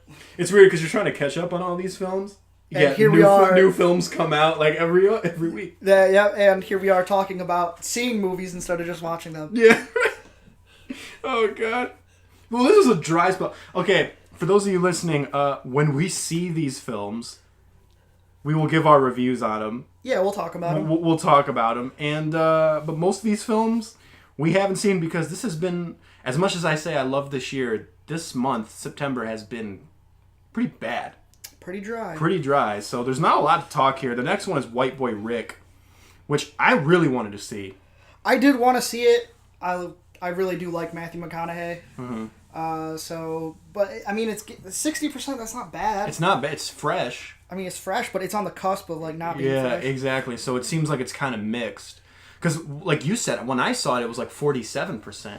Yeah. So it jumped up. It definitely jumped up. Which is rare. I like the trailer for it, too. Oh, the trailer was freaking... one of the best trailers. Yeah, I like the format of the camera, the filming technique or whatever. Mm-hmm. Mm-hmm. It's got that VHS quality to it. I kind of dig it. Mm-hmm. And it's a story that I think there's a lot... It's very interesting. Yeah. You know, the whole white it's local, too. It is local. For us. Because we live in Detroit. We're in Michigan. So it's kind of crazy that it's like, wow, now everyone knows the story, you know? Yep. So, excuse me. We'll edit it out later. Yeah, let's do it. The thing with podcasts is I used to do another podcast with my old friend. We were just talking about, like, life and stuff. Yeah. And I would always say I would edit out stuff. Never did it. Never did it. But you know what? I kind of like when you say edit out, and then, like, people just hear it anyway. Exactly. I think it's probably funny. It's funny because as soon as because you got to go through the whole thing. There's like a 2-hour podcast. Yeah, you have to do the podcast. Then you have to listen to the podcast. Then you got to listen to it again and then edit it, and it's like you got to find where the breaks are. You have to find them, put the markers in there. Mm-hmm. Oh my god! And for the people listening, it's like we're literally just a microphone on a table, sitting across from each other. This is not a Joe Rogan situation where we have like a timer on one monitor and like a giant monitor next to us showing like... One day, though. One day. If you guys make Let's All Go to the Lobby viral, let's do it. But, all right, so White Boy Rick, yep. I'll probably see it. I'll see it. I might see it. There's nothing else to go see right now. Exactly. Here's a film that's kind of surprising me. Mandy. Starring Nicolas Cage. It's getting a lot of buzz, and I actually want to see it. See, I watched the trailer, and it looked weird to me, and I'm like, oh, this thing is going to flop. 95% certified fresh on Rotten Tomatoes. Yep. That's crazy. 85 people, so I guess 85 is probably... maybe 80 or something. Yeah. That is crazy. 95%. It looked like a weird heavy metal horror film. And I'm usually not a fan of, like, heavy metal horror films. My jam. I know, I figured that would be your jam. Have you seen The Devil's Candy? It's like another heavy metal horror film. I haven't. It is on my watch list. Yeah, it's on my watch list too, but I'm a little nervous because I'm not a big fan of that genre. This looks fucking sane. I don't even know how do you even explain what Mandy is? Like, it's a Nicolas Cage movie. It's a Nicolas Cage movie. It's a Nicolas Cage movie, but it's not a Nicolas Cage movie. But it's not it's Nicolas Cage acting like Nicolas Cage in a not Nicolas Cage movie. Yeah, but like this is the type of... It's like the type of story and the type of place that Nicolas Cage would work. Mm-hmm. So he's not trying to be something else. He's just being himself. And they made a movie around centered around him. Rather than putting him in like a situation where he plays like a dad. Yeah. You know? So which is he even a dad? Yeah. He named his son Kal-El. I'm not even kidding. I'm not even. I am not. Wait, oh no, I know that because his son is in a black metal band, right? Yeah. Oh man. Mm-hmm. That is awesome. Yep, that is nuts. Have you ever seen his son? I have. I saw him with like makeup on. Yeah, exactly. He's like, what the hell? I do like me some black metal. That's freaking Francis Ford Coppola's great nephew. Great nephew. I think it's like great nephew, right? I don't know. Something like that. Something like that. Yeah. Wow. How the Coppola tree has fallen. I'm joking. I'm just joking. It's very diverse. It is. It really is. You know, there's a lot of Coppolas. A lot of people forget that Nicolas Cage is a Coppola. Yeah. I'm surprised he didn't go by his real name. Yeah. So, interesting. He's like, I don't want to be Nicolas Coppola. I don't want to be a Coppola. I want to be a Cage! That's my Nicolas Cage impression. That was good, though. Come on. That's good. Thank you. I would go like more. This is also Nico's resume. This is my resume for voiceover work. This is Nicolas Cage talking about birdhouses. All right, what else we got, bro? That's pretty much all that's been released This week. this week. That's all that's been released. And then yeah. All right, yeah. Let's go to Week. week. Wait, no, that was me saying. I know. Week. It has been a week. Okay, so let's talk about things we recently seen. Oh God. And What? that is not recorded. Is that recorded? No, you that whatever you just heard, that wasn't recorded. I'll put like a weird. What do you mean? sample in Okay, so like recently seen, like how? Because like there is a couple things that I do want to talk about. there. Yeah, I mean, well, like what is something you've seen recently? Well, Like this is our review portion. okay, of the well show. this is like it's been 2 weeks since I've seen it, but I got to bring it up. Do it. Gotta bring it up. I got to see 2001: A Space Odyssey in IMAX. Damn. And it was awesome. Nice. Dang, that must have been crazy. Yeah, it was actually. Me and 2001 have had a weird history. When I first started getting into film is when I saw it, and I was a late bloomer when it came to film. Mm-hmm. I think like The Dark Knight was like the first, like I was in early high school, so like, early high school, saw The Dark Knight. That was the first time when I was like, you know what, this is my favorite movie. I didn't know that you could have a favorite movie. I thought you were just supposed to like movies all the same, because like, I don't know, I just didn't really get it. Right. And then that kind of opened my eyes, and a few years later, I saw 2001. I fell asleep. Mm-hmm. I'm gonna be honest. I fell asleep. It's a yeah. very it's a very showy film, especially like the beginning, going forward, or like till the halfway mark, till like it gets to the Hal portion. It just wants to showcase that it is like a very technical film. Mm-hmm. He built a lot of technology, like the orbiting, like the Space spherical station. space station. Mm-hmm. And he's basically just an illusionist at that point. He's a magician, and with this film he pretty much showed that he was the greatest one to ever live, because all of this technology didn't exist. Like they had the video chat. And so they just recorded the one person, and then they recorded the next person, like as if like they were synchronized and talking to each other. But they were two separate conversations. Right. It's awesome, and It is a great film. It really like it shows that he is like a maestro, playing not just the audience but every aspect of the film, because everything in that film and every Kubrick film is so intentional. Yep. That even if you're like, oh, that can't mean this, it's like it probably does mean that. You know what I'm saying? He never made a mistake. Never. That's the thing about him. He would do 100 takes if necessary to get a scene perfect. So anybody who's like, there is a lot of problems with the set design of like the mansion or the hotel in The Shining. Mm-hmm. There was no flaws. No, this was intentional. 100% intentional. It was supposed to give the illusion of like the labyrinthian, like enigmatic, like hotel, and like it was puzzling. And then they go into a real labyrinth at the end, and then a lot of people are like, "Oh, but where's the labyrinth in the establishing shot?" Exactly, exactly. That's the point. Where is it? You know, he was a genius. Like. I think I heard something of like he has like IQ of over 200. He's like one of the smartest filmmakers to ever live. Dude, it's my friend Brendan. It's his favorite filmmaker of all time. Like understandable. Every genre he touched, he perfected. 100%. But and he added. It's weird because you can look at something like The Shining and look at 2001: A Space Odyssey. Yeah, one's a horror film, one's a science fiction film, but they're just as Kubrick challenging films. Yeah, and they're both just as challenging. You know. Yes. It's crazy. It's crazy. But 2001 is a film, like you said, you fell asleep when you first saw it.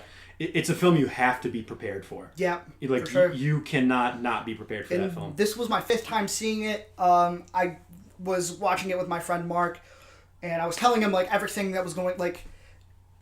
We were having a discussion, but like I wanted to show them, you know, like this is what this means and whatever. I maybe spoon fed him a little bit, but like we had a conversation about it.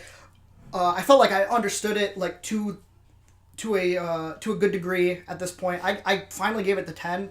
I never gave that movie a 10 until now. Really? I mean, it's been a year since I've seen it, so like, it was about time that I gave it a rewatch. Mm-hmm.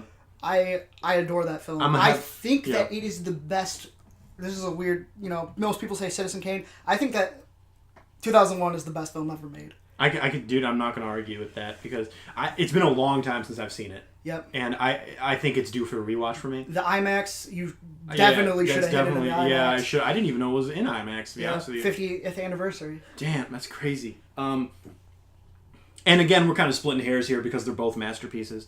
If I had to choose which film I like more, I probably would pick Citizen Kane, but then again, I haven't seen 2001: A Space Odyssey in so long. But then it's not like I'm saying like this is my favorite film of all time. Right, no, right. I have a specific favorite film of all time. I'm not telling you. Right, no. We'll get to it at some point. I don't think Citizen Kane is the best film ever made. But like, I do think that 2001 is the best. There's a difference between best and favorite. True, that is very true. You ever see the interview with M. Night Shyamalan where he's talking? He's talking about they did like, I think it was Variety or Hollywood Reporter or somebody, or Time, or whoever. Okay. They did a series of directors where they would ask them the question, what's the best film ever made? And then M. Night Shyamalan goes on this whole thing about how Indiana Jones and Indiana Jones is the best film ever made. Right? Raiders of the Lost Ark. He goes on this whole tirade about it. Yep. The last 10 seconds of the video, he's like, so that's my favorite film, but the best film made ever is Godfather. And the video ends. That is so perfect. And then someone in the comments wrote, damn, even his interviews have twists. Like, damn, even his answers have endings. That is so perfect. That's so Shyamalan. Oh, I love it. I do love Raiders of the Lost Ark, though, so I'll give you that. Yeah. I mean, he's not wrong in either answer, but it was just so funny because he talked about Raiders for so long, and it was so obvious. Like, oh, okay, he thinks this is the best film ever made. And he's like, yeah, so that's my favorite film, but the best film ever made is The Godfather. And I'm amazing. Like, all right. Oh, my God, that was so great. So, yeah, I saw 2001 in IMAX. That is awesome. I wish I had a good experience because I just saw The Nun. Oh, rip, dude. And if I had to choose between that film, I would have rather saw Nun. Jesus. Oh, kill him! Oh gosh, there's probably been so many like critics who have said that joke or something like that. Oh yeah, absolutely. Mm-hmm. That was the entire interview, or that was the entire critique right there. It's pretty much. It's like, I'd rather see Nun. End of consensus. Exactly. See, like I don't even really know how to dive deep into this film. I mean, the Conjuring universe, I appreciate it because it's a horror universe, and they did it better than Universal, who freaking pioneered the horror universe back in the 40s, 50s, whatever. Mm-hmm. And they dropped the ball with that with The Mummy. So I'm like, I appreciate the fact that there's like a horror universe, but Rip. Someone fell. Broke shit over there. The scales are starting to tip into there's more bad than good now, and that scares me. You know what I mean? In my opinion, there's more good right now, but it's like they really got to knock it out of the park with these next few ones because Conjuring and Conjuring 2 I really like. Annabelle 2, Annabelle Creation, I really like. So that's 3. However, Annabelle and The Nun are terrible. I never seen Annabelle, so I guess maybe I shouldn't say it's terrible, but the consensus is that it's really bad. And then The Nun I didn't like, so it's like, so the scales are still in the universe's favor, but they're starting just specifically for the Conjuring universe. Yeah, specifically for the Conjuring universe. So it's like they really need to knock it out of the park with these next films, and I think it really is a testament. When I was watching The Nun, I was thinking this. It really is a testament over James Wan and how good he is. Because he didn't make this one, right? No. Okay. No, he's busy with Aquaman, but he only made Conjuring 1 and 2. And I'm like, man, James Wan really isn't the master of horror right now because, man, no one else can really grab what he grabbed with his universe except maybe David Sandberg, who did Annabelle 2, and now he's doing Shazam. So it's like, I don't know. You know, I appreciate some of the aspects of The Nun. One thing I appreciate is the set design. Okay. It takes place in the 50s, and it's shot like an old 50s Castlevania horror film. Or like Transylvania horror that film. gothic feel to Like it. Exactly. It's a modern gothic, or like not modern because it takes place in the 50s, but it's like a modern in the sense that it's released today of like a gothic horror film. They're like in Romania. There's a dark castle. There's scenes in a graveyard with a bunch of like crosses sticking out of the ground. It kind of reminded me of Plan 9, weirdly enough, but like in an endearing way. And there was fog everywhere, like creating the atmosphere.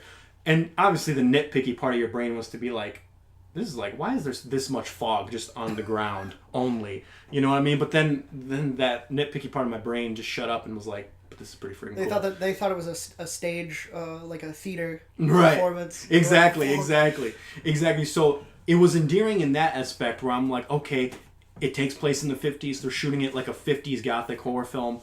And it's respectable. And I read up on some interviews, and Corin Hardy, who directed the film, said it was very intentional. But where the film drops is its nonsensical plot. The dialogue is pretty bad in parts. There's really no character development besides maybe one character who's like a side character. But for the main characters, they try to develop some of them, and it just doesn't work. Yep. Plus, the whole nun demon she's not really in it that much. And when she is, it's like she's sending like her lackeys, like she's sending like her other demons who might be her just in a different form. Because it's never explained the rules. Is this the same demon terrorizing them, just choosing a different form? Is this a different demon because this was part of a different exorcism that was in the priest's past that's coming back to haunt him? So is this a separate demon that's going to have his own film now? It's really lot of questions confusing. from you. There's a lot of questions, but not in the sense that it leaves you wanting more. It just leaves you confused, you know? And it's, which kind of sucks because this is a much more competently made film than something like Slender Man, which was a... Oh, you saw that? I did, and it was... Yeah. So this is a lot more competent of a film. A lot more love and passion went into The Nun than Slender Man. Slender Man was just like a cash grab, but... You know, so I do feel kind of bad criticizing it because you can tell there's a lot of love behind the screen, but overall, this film, for me personally, was very mediocre. You know what? And that's fair. Mm-hmm. Like, you could put your love into your movie, but that doesn't mean I have to like it. Yeah, exactly. And you know, I want to see more from this director because I feel like this is his first feature, or like second feature, but first like big feature. And I think he can kill it. You know, I think he can kill it if he was given maybe something different. I feel like it's kind of weird making a universe out of the Conjuring series, to be honest with you. Mm-hmm. As much as I said in the beginning that I appreciate the fact that it's a universe and it's a horror universe, it's a really weird thing to make a universe out of.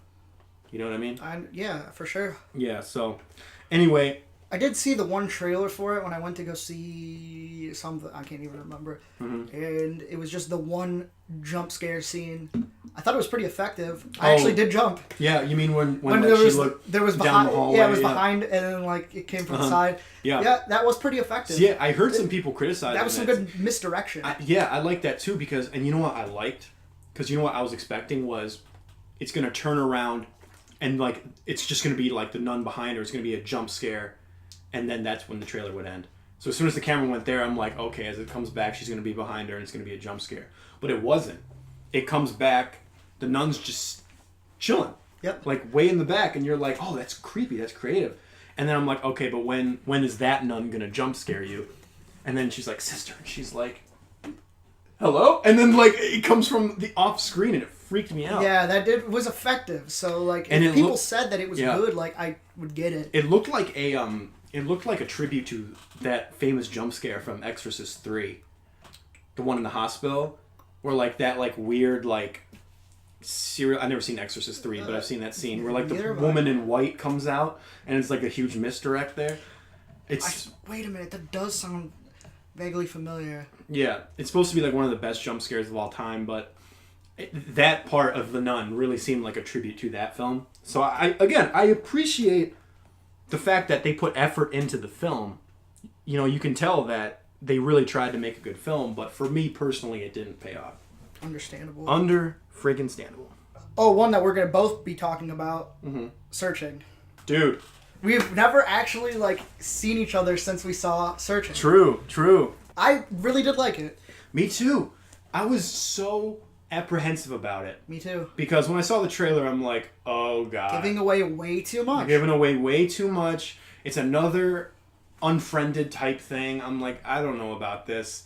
And then it started getting such good reviews. This is why I like Rotten Tomatoes too. If it wasn't for Rotten Tomatoes, I wouldn't have seen the movie. Really? Yeah, because it got such... It has... What does it have right now? It has a freaking 92%. Yeah, that apprehensive, huh? Yeah, because... Well, for those of you listening, I don't need to get other people's approval to see a film I want to see. It's just I thought Searching was going to suck. So this is one of those situations where it's like, I'm not going to see this film, but because everyone was talking such good things about it, I saw it. And when I saw it had 92% on Rotten Tomatoes, I'm like, okay, there's got to be something more than what they were showing than what they were showing. I'm like, there's got to be something I'm missing here. And that's where I thought that it worked in the trailer worked in the film's advantage, because I had expectations that were kind of low. Well, not even that, but like they took it in a direction that I didn't expect. Mm-hmm. Mm-hmm. Words are not coming to me. It took the gimmick and elevated it to where it was more than a gimmick.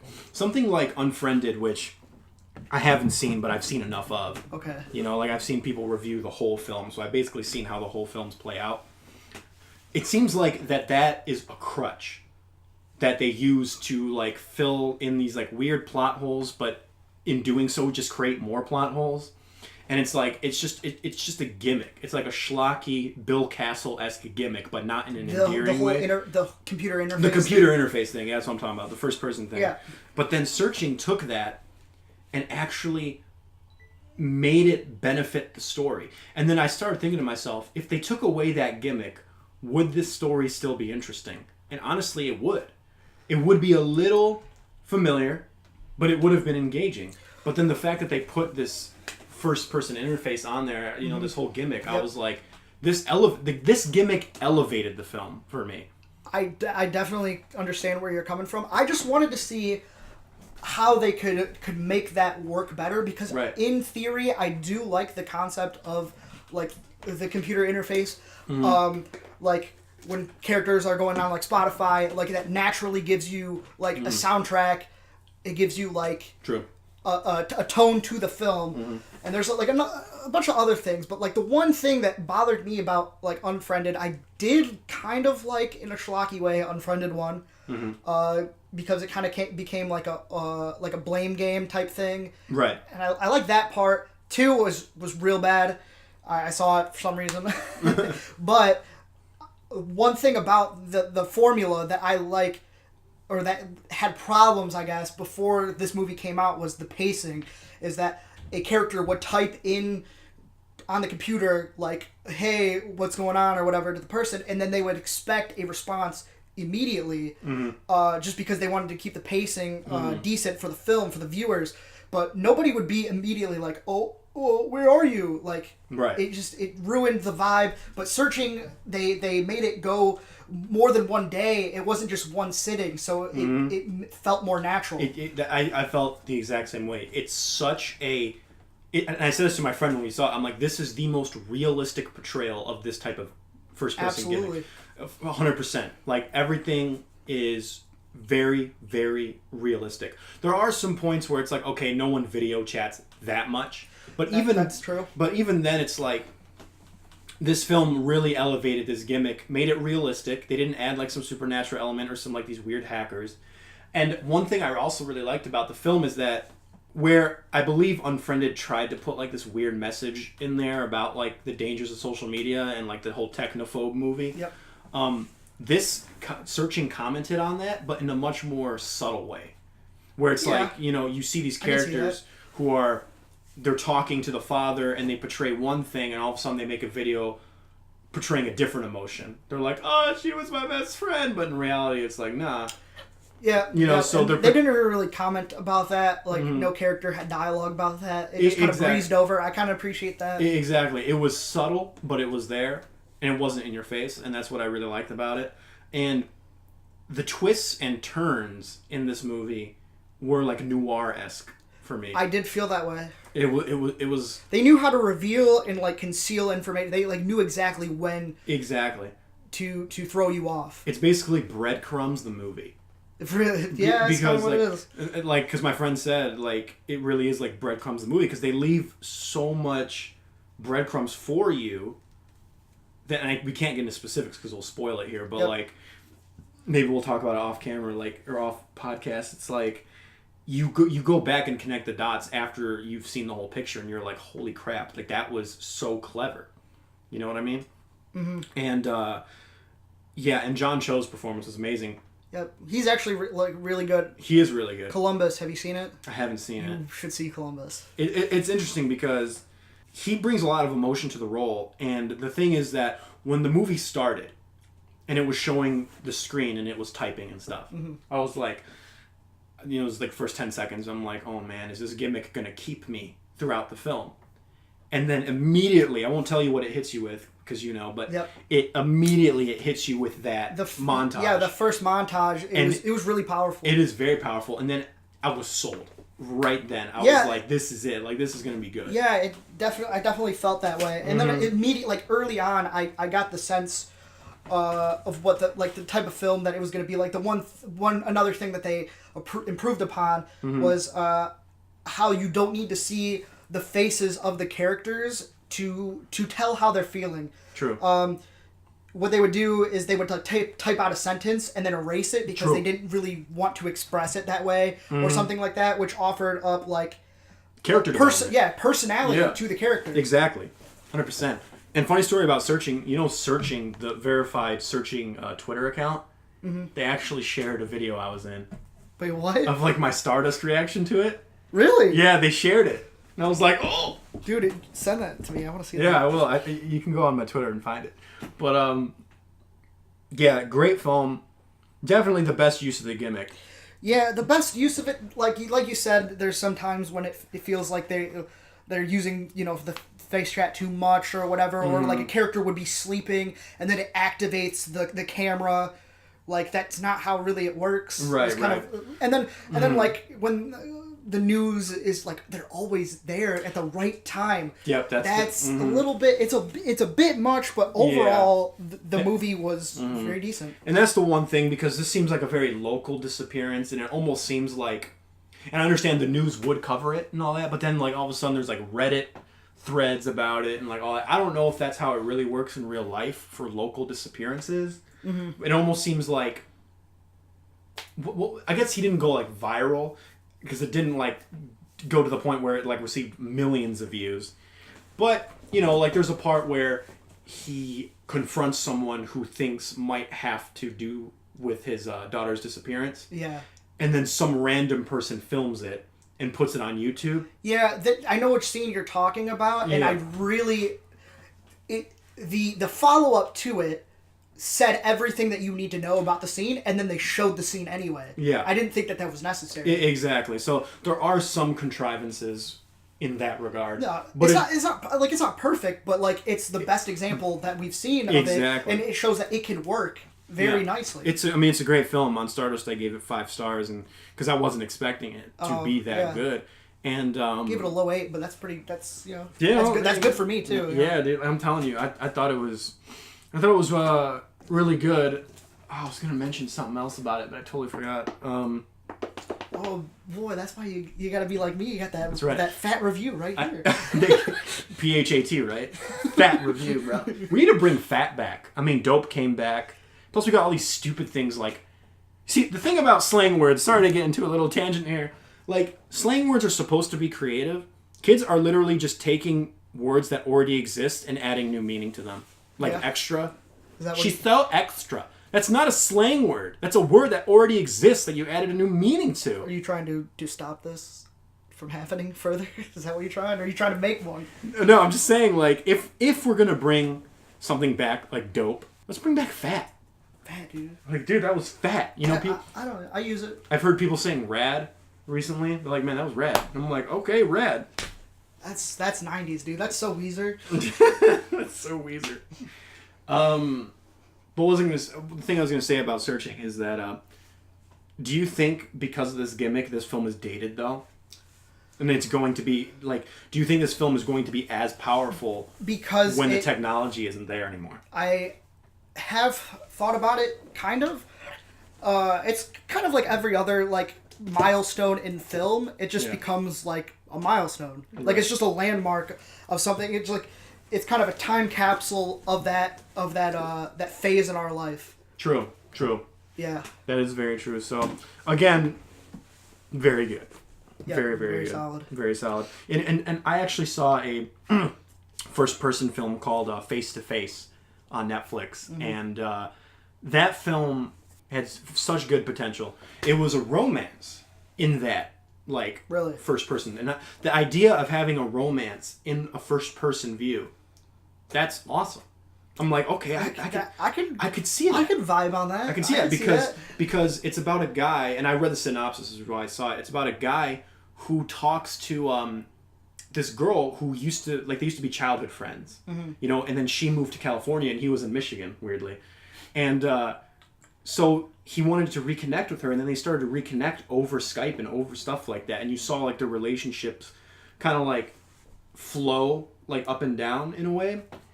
And I'm like, that has a lot of potential, but then they freaking ruin it so bad.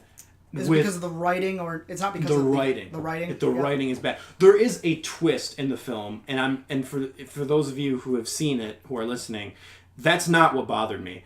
What bothered me is the fact that they had this potential for a first-person romance, which is awesome. Because I didn't realize it until I read that synopsis. I'm like, wow, that sounds potentially great. Yep. And then they ruin it because they made it like this like high school teen like drama romance, and I'm like, why couldn't they make this like a real like romance? You know what I mean? And it's just one thing about like romance films or like rom-coms in particular, they always have to throw in like that downfall. Yeah. That like moment where there's like the conflict, and it usually seems so forced. Like you have to really throw something at them that's gonna tear them apart. And for me, the film would work just as fine if they didn't have that conflict. Like, are you saying that you need a conflict for somebody to get closer in like a relationship? Like you have to have that first fight, and then it's like, oh well, we're perfect now. Exactly, and it's very bare bones, and it's like. It's also really distracting because they obviously didn't have the rights to something like Google. So like when they go to Google, it's like Yahoo. Yeah. No, it's like I don't know, like quick search or something like that, like some generic thing, and I'm like some engine that they built just for that. Exactly, and I'm like, God. oh boy. But the potential of a first-person romance through that gimmick, I think, was great, and they didn't utilize it well. So kudos to Searching for taking that gimmick and making it. Yeah, actually, Searching in Unfriended was not the first time that I've seen stuff like that either. Oh really? You ever heard of the movie The Den? No, I haven't. A little horror film. It's on. Last time I checked, it was on Netflix. It's pretty alright. Right. But it uses that same thing. But that's one thing that I thought would improve upon it. Now, for Searching, I think it does really well without having to go to the traditional format of the filming. But I don't think it's necessarily a weakness if you had to resort to it. To using the interface as an ingredient is not that bad. I feel like it would be more natural if they had it in them to bring out the traditional format as well. But and I think the Den, if I remember correctly, the Den did that. So like that was one thing that I thought was a nice perk to it. Okay. It's an alright film. Like it's not fantastic or anything. Right. Yeah, because like Unfriended was the first time I saw that. Yep. So I always kind of wondered, like, did anyone else do that beforehand? So that's good to know. All right, so Searching, our approval. Boom. All right, so here's something else I've seen. You were talking about Netflix, right? Okay, yeah. I saw 1922 with Thomas Jane for the first time. Stephen King's adaptation. Okay. Not good for me, personally. I did not like it. I like Thomas Jane, too. Thomas Jane, dude, okay, Thomas Jane's performance is amazing in 1922. But even from the synopsis, I could tell what this film was going to be about. I've never even heard of the story. And I'm like, okay, just reading the synopsis on Netflix, I'm like, this is going to be a retelling of the Telltale Heart story, which is what it was. It was like an adaptation from a Stephen King novel, which obviously was like a new take on the Telltale Heart story by Edgar Allan Poe. And I'm like, okay, this could be interesting. It takes place on a farm, so it is very like isolated in that sense, and it takes place like in the 20s or 30s or something like that. So, people are like really poor, and it created a good atmosphere to like certain things, but I can't spoil it here. But certain actions that lead to kicking off the film, like kicking off the plot to the film, the inciting incident rather, stupid as hell. I'm like, oh gosh, I kind of want to spoil it because it's been out for so long, but I don't want to be that guy. I have no idea what this movie's even about. I've never even heard of it. So. Okay, so I won't spoil it for you, but someone kills someone literally just because he's told to. And there's like no conflict. Like and the relationship between this person and the person he kills is very big. It's like a really like this is a person who's been in their life for so long. I'm trying to be as cryptic as possible here. No, I understand. But it's like and then that person kills that person literally just because he's told to. I'm like, that wouldn't no. And then the person who told that person to kill the other person, he doesn't have a good reason to do it either. Okay. And I'm like, why are you're literally killing this person for this reason right now. Man, well, it seems like a lot of films that we're talking about, the writing just it's the writing. Back, it's like I feel like a lot of these films just needed one more just overview, just one more draft, and they could have tightened up these things here. It's just Thomas Jane's performance was good, but I can see why this was released on Netflix. Mm-hmm. Not saying that Netflix doesn't have some quality. But it is a lot. It's like anything that was going to go to the theater and get sent to Netflix, that's usually where it goes to die. Yeah, pretty much. Cloverfield Paradox. Yep. But, whenever I watch a Netflix film, there is an element of, like, this is a TV movie. I'm watching... It feels like it was meant for Netflix. Yeah, exactly. 100%. If I saw Cloverfield in theaters, I would have wanted my money back. Right. Same. I would have been like, this was... If I saw Cloverfield Paradox in theaters... I would have said that was the worst film of the year. 100%. I'm like... But because you put it on Netflix, it's not the worst. Yeah, exactly. But because you put it on Netflix, it doesn't even make worse of the year because... because you saw it in the garbage can. Yeah, exactly. No, Netflix, you're... I love you. Yeah, I love you too. And then the one time they tried to break out and actually do something like big, like a real Hollywood film, which was Bright. Totally failed. I didn't see Bright, but I heard bad things about it. I didn't see it either. Yeah, and it's like, it did not look great. So that was the one time they're like, let's make like a big blockbuster. Well, let's not. Oh, man. Yeah. So I did see that. I don't recommend it. I thought you saw it, so I thought we would discuss it more, but that's fine. Another film I saw recently on Netflix was Life After Beth. Have you seen that one? I have seen that one. Okay, so now we can talk more about this one. I saw it when it first came out. Okay. It's been a while. I do remember having some funny scenes.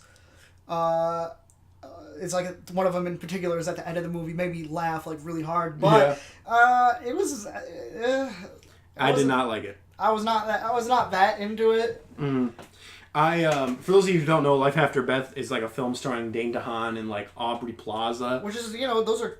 Good actors. Yeah, they're good actors, especially when Aubrey Plaza is put in the right role. I think she can shine. Yeah. My friend Brendan actually said, I think she has an apathy disorder, or like an empathy disorder. I think she probably does. You know to what? Be honest with you. She just has that natural goth girl look and A+. I love goth girls. I love goth girls. Oh, God. It's our next movie.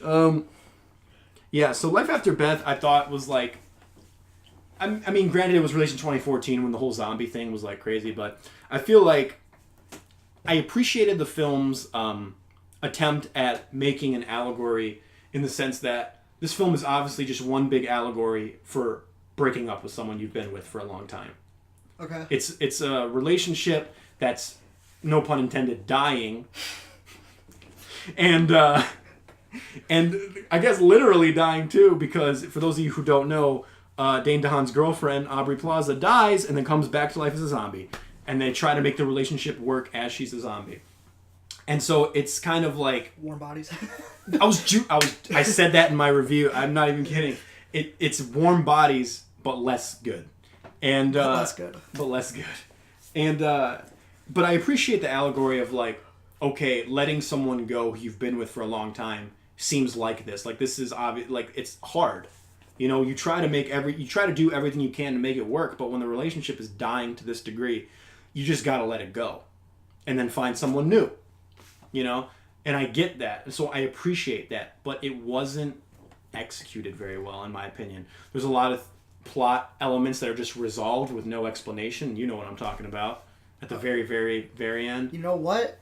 I'm gonna be honest with you. Like, this movie did... I was watching a new movie every day from the year 2014 to 2016. Mm-hmm. That one just kind of blended in. I'm not gonna lie, I don't remember it that well. Okay. I can't contribute that much. I just remember one scene in particular that made me laugh. Yeah, but the rest of the movie was just kind of bland to me. Yeah, see, there were funny moments, but they weren't blended together very well. Like, the horror, the comedy... It wasn't blended together very well, in my opinion, and again, it doesn't make me mad because I saw it on Netflix. If I saw it in theaters, I'd be like, this sucks. Yep. But there's a really emotional moment at the very end, and this is where cinematography comes in. There's a very emotional moment at the end. That's completely, and I think this might be the film you laughed. The scene? part you laughed at. I know, yep. Yeah, where there's like this emotional moment that's just ruined.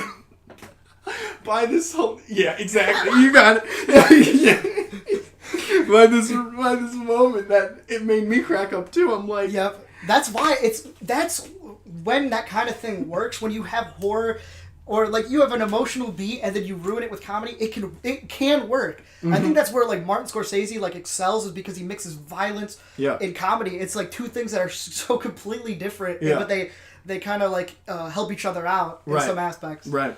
And it's but with that part, it's like this, they filmed it so awkwardly when he was like confessing to her and stuff like that, and there was supposed to be this emotional moment between them, like the final goodbye. Yeah, I guess that's not a spoiler. Coming back to me. Yeah, and then it's like, but it's filmed so awkwardly with like this long shot where it's like there's no close-ups and it's just weird. And then the scene happens, and I start dying laughing. I'm like, this was so poorly done. It ruined it, but like if they were trying to make it like funny, which I'm sure they were, it worked. Right. It's just it needed. It's like I think that was just the wrong scene to do that with. Yeah. You know what I mean? This huge emotional scene, this final goodbye. I don't think it's a spoiler to say that. It's like final goodbye, and then that happens, and I'm like. Yeah.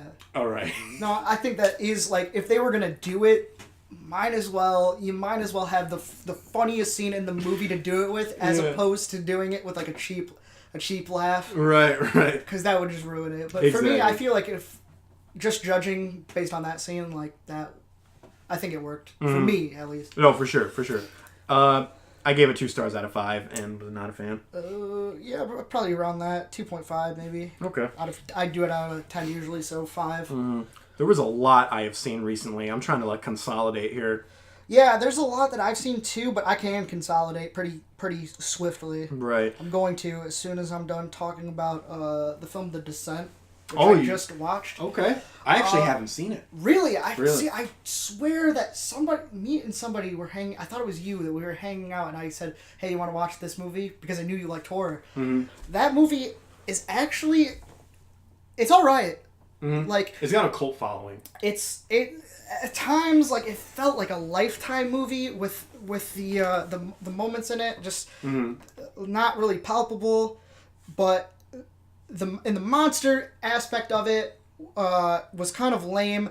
I think the best thing that worked for it was like exploiting like acrophobia and like claustrophobia. Yeah. Mm-hmm. I definitely felt that, and like I never felt claustrophobia until I've seen this movie. Mm-hmm. I had to look it up because I was interested to see if they filmed it in an actual like cave mm-hmm. or if they just built something, which they built something. Mm-hmm. So I was like, how did they get these amazing shots in this tight space?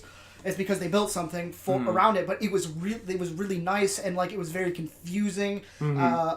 It worked. I mean, I've been to the Mammoth Caves before, and I understood, like, just seeing that it was like a good like replica of like how it should have looked. Mm-hmm. And like the one thing that the movie excelled at for me was like the tranquility of like the beginning of the film. It really separated like the calm and the storm. Like they were two separate parts, and it was kind of nice. It was like almost like a B-side to Planet Earth. Okay, yeah. And then the second act came, and it was, you know, a lot, like I said, a lot of like claustrophobia and acrophobia, and I still enjoyed it then. I think that's like the best thing about horror films these days is when they like exploit like real traumas. I know like some like monster films do like grief or like depression as like a symbolic monster taking that form.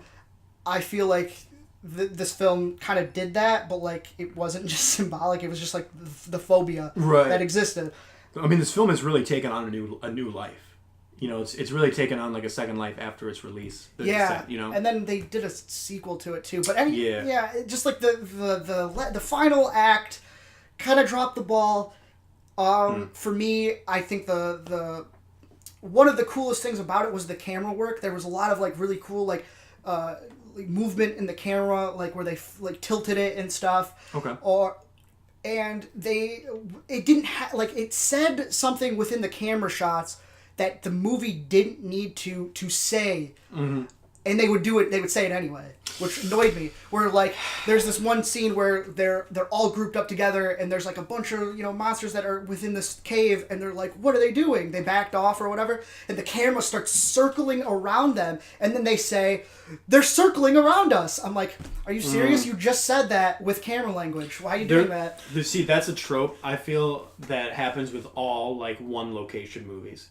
Yep. They feel the need to do that, and I never understood it. I really felt it when the first film that comes to mind is The Shallows, and with Blake Lively. Okay, yeah, I know which one you're talking about. And there's a part where she's on top of like the rock or whatever, and the shark goes by like a jellyfish reef, like goes through it, gets shocked, and then goes away. And then she's like, "You don't like that. He didn't like that." And I'm like, "Yeah, we know. Yeah, we get it. You showed that to us. We put two and two together."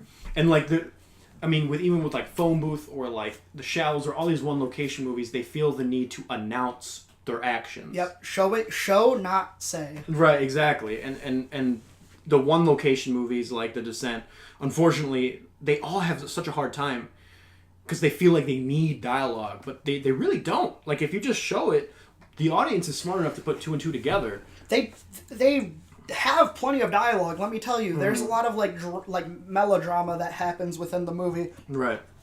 And I think it's pretty good for the most part.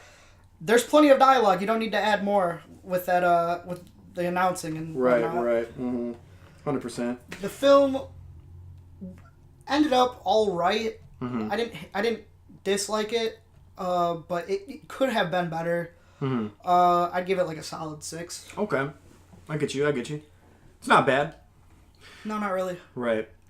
I don't know if we should talk TV because it's more of a movie podcast. But I will say I did see Iron Fist Season 2 and I liked it.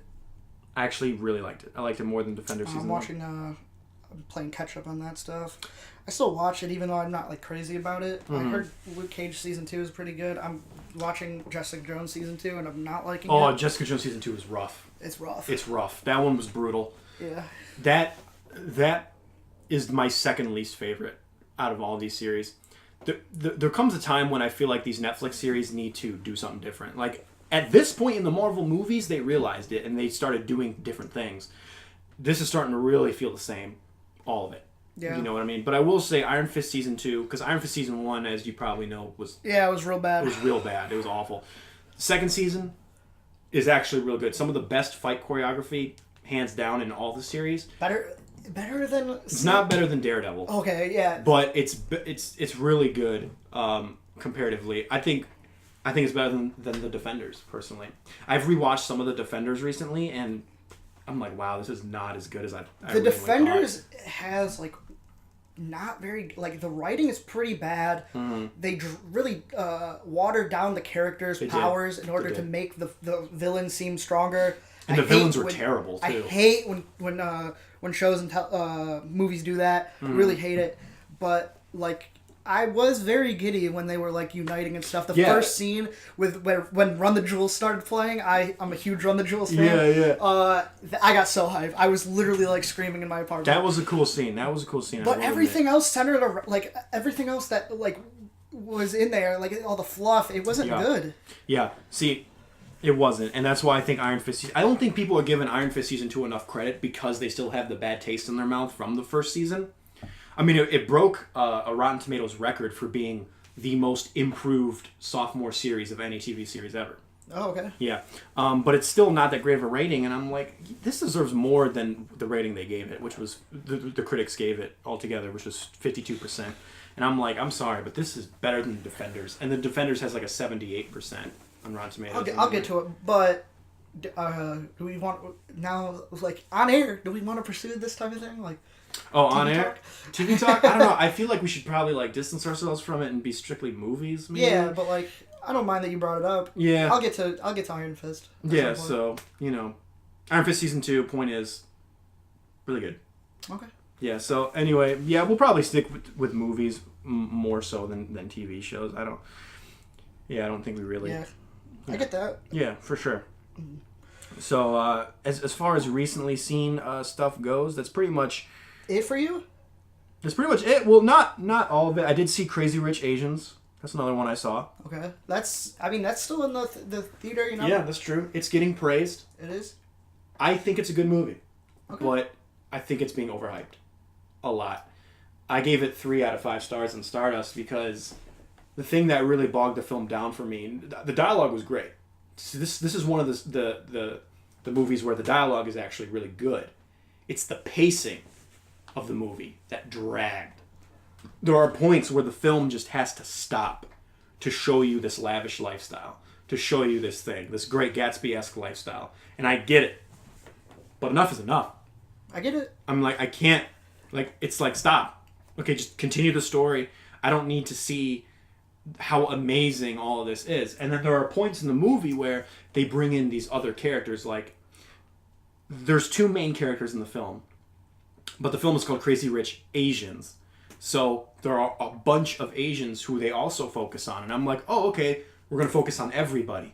But no, they only focus on these 2, but they don't focus on everyone else.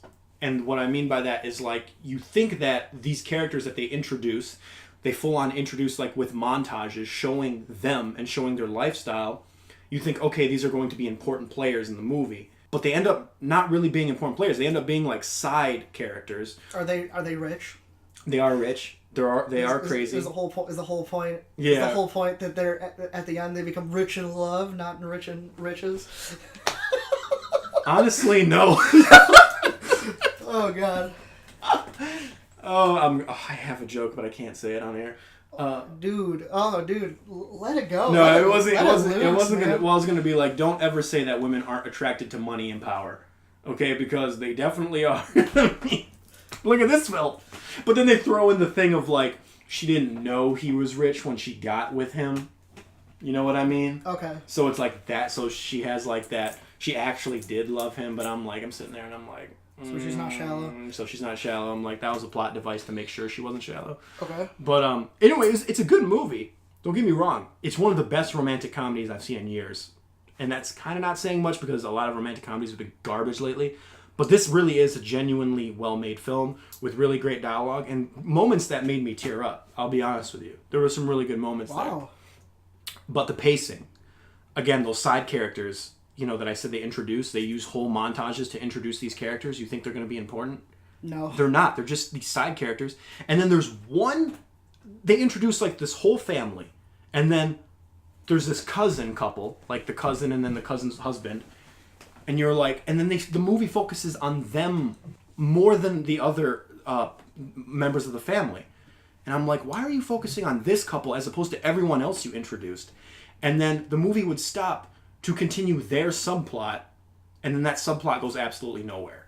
And I'm like, you could have cut that entire subplot out, and then the movie would have been shorter, tighter, and better, in my opinion. And again, it sounds like I'm criticizing the film a lot, but it is a good film. Yeah. I do not regret seeing it. I gave it 3.5 out of 5 stars, which is a good rating. That's a 7. You know, it's like a 7. Yeah, 7 out of 10. That's like for me, that's really good. Right, for you, that's... I mean, like, right. I as of late have been really picky about my ratings. It's not because I don't like the films.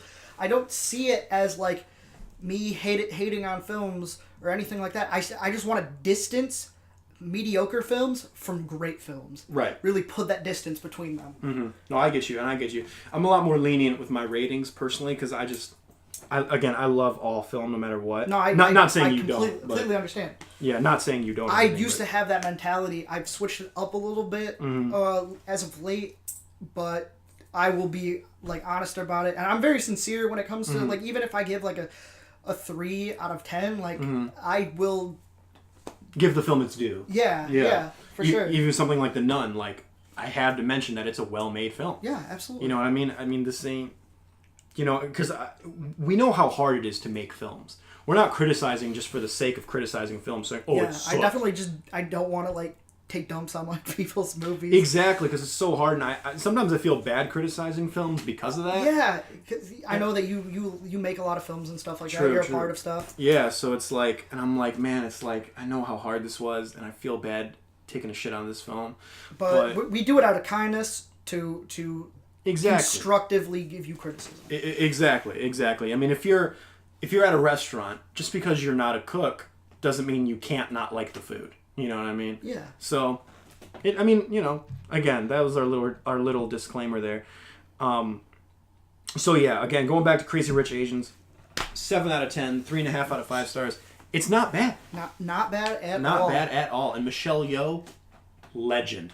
Okay. So yeah. Oh, is that the actress? Yes. Oh, okay. From Crouching Tiger, Hidden Dragon. Oh, okay. Yeah. Okay, I actually have not looked too deep into that film, Crazy Rich Asians, so right. I just know that it's getting a lot of buzz. So I don't know. I might see it if I'm not gonna go pay money to see it right now. It's not enough to crack my top 5, maybe top 10, but even see you saying that is saying something to me. No. It's saying something to me that like you think that this year year is great. You think it's great, but it has nothing to do with the year. It has to do with the film. Oh, okay. Is what I'm saying. Like the film is so on the cusp of being great, but it's not. It's just good. So it's like, you know what I mean? So it's like, do I want to put it in the top 10 or do I just want to have it as an honorable mention? You let that you let it marinate, and then we're gonna compare those lists. Oh, dude! At the end of the year, I do top 25s though. Oh yeah. Yeah. See, I'll definitely make a list. I don't put my list in order though. I don't put my list out. This is gonna sound weird considering we just like went on about the Oscars and stuff. I don't put my list out until the Oscar season. Well, that's because I want to like spend that time to like catch up on stuff. However, I always update the list. Like I'll tell you like what the list is and stuff, but I will not be able to see everything in the year. I posted on Letterboxd, so maybe you can follow me and you can see all that shit. What's your Letterboxd? Tell the viewers. T-Kettle, dude. T-Kettle, bro. T-Kettle, bro. All right. I mean, I can tell you like 5 films I love this year just off the top of my head. Hit me. Alpha, Christopher Robin, Avengers: Infinity War, Mission Impossible 6. Fallout. That's right. Oh, Won't You Be My Neighbor? Boom. That's all. Dude. We saw that together, but we weren't together. Yeah, that was crazy. We just ended up at the theater, and we were both there. Right, so yeah. Won't You Be My Neighbor? Oh, Incredibles 2? Oh, yeah. No, hold on. Let me pull out my stuff. Upgrade? This year, I have not seen Upgrade yet. Upgrade was great. For me, the films, You Were Never Really Here is my number 1 so far. Infinity War, Sorry to Bother You, Won't You Be My Neighbor, and surprisingly, A Quiet Place. Oh, A Quiet Place is on my top 10. I love that film.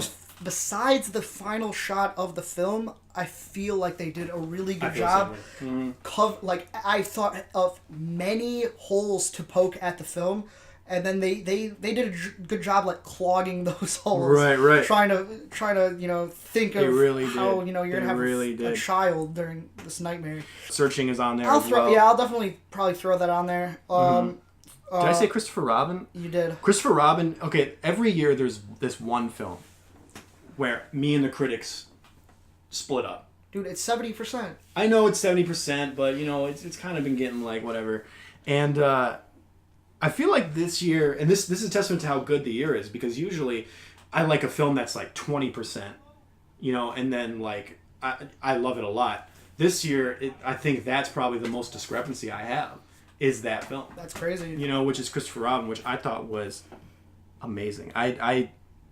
Man, I've cried a lot, dude. I cried in A Quiet Place.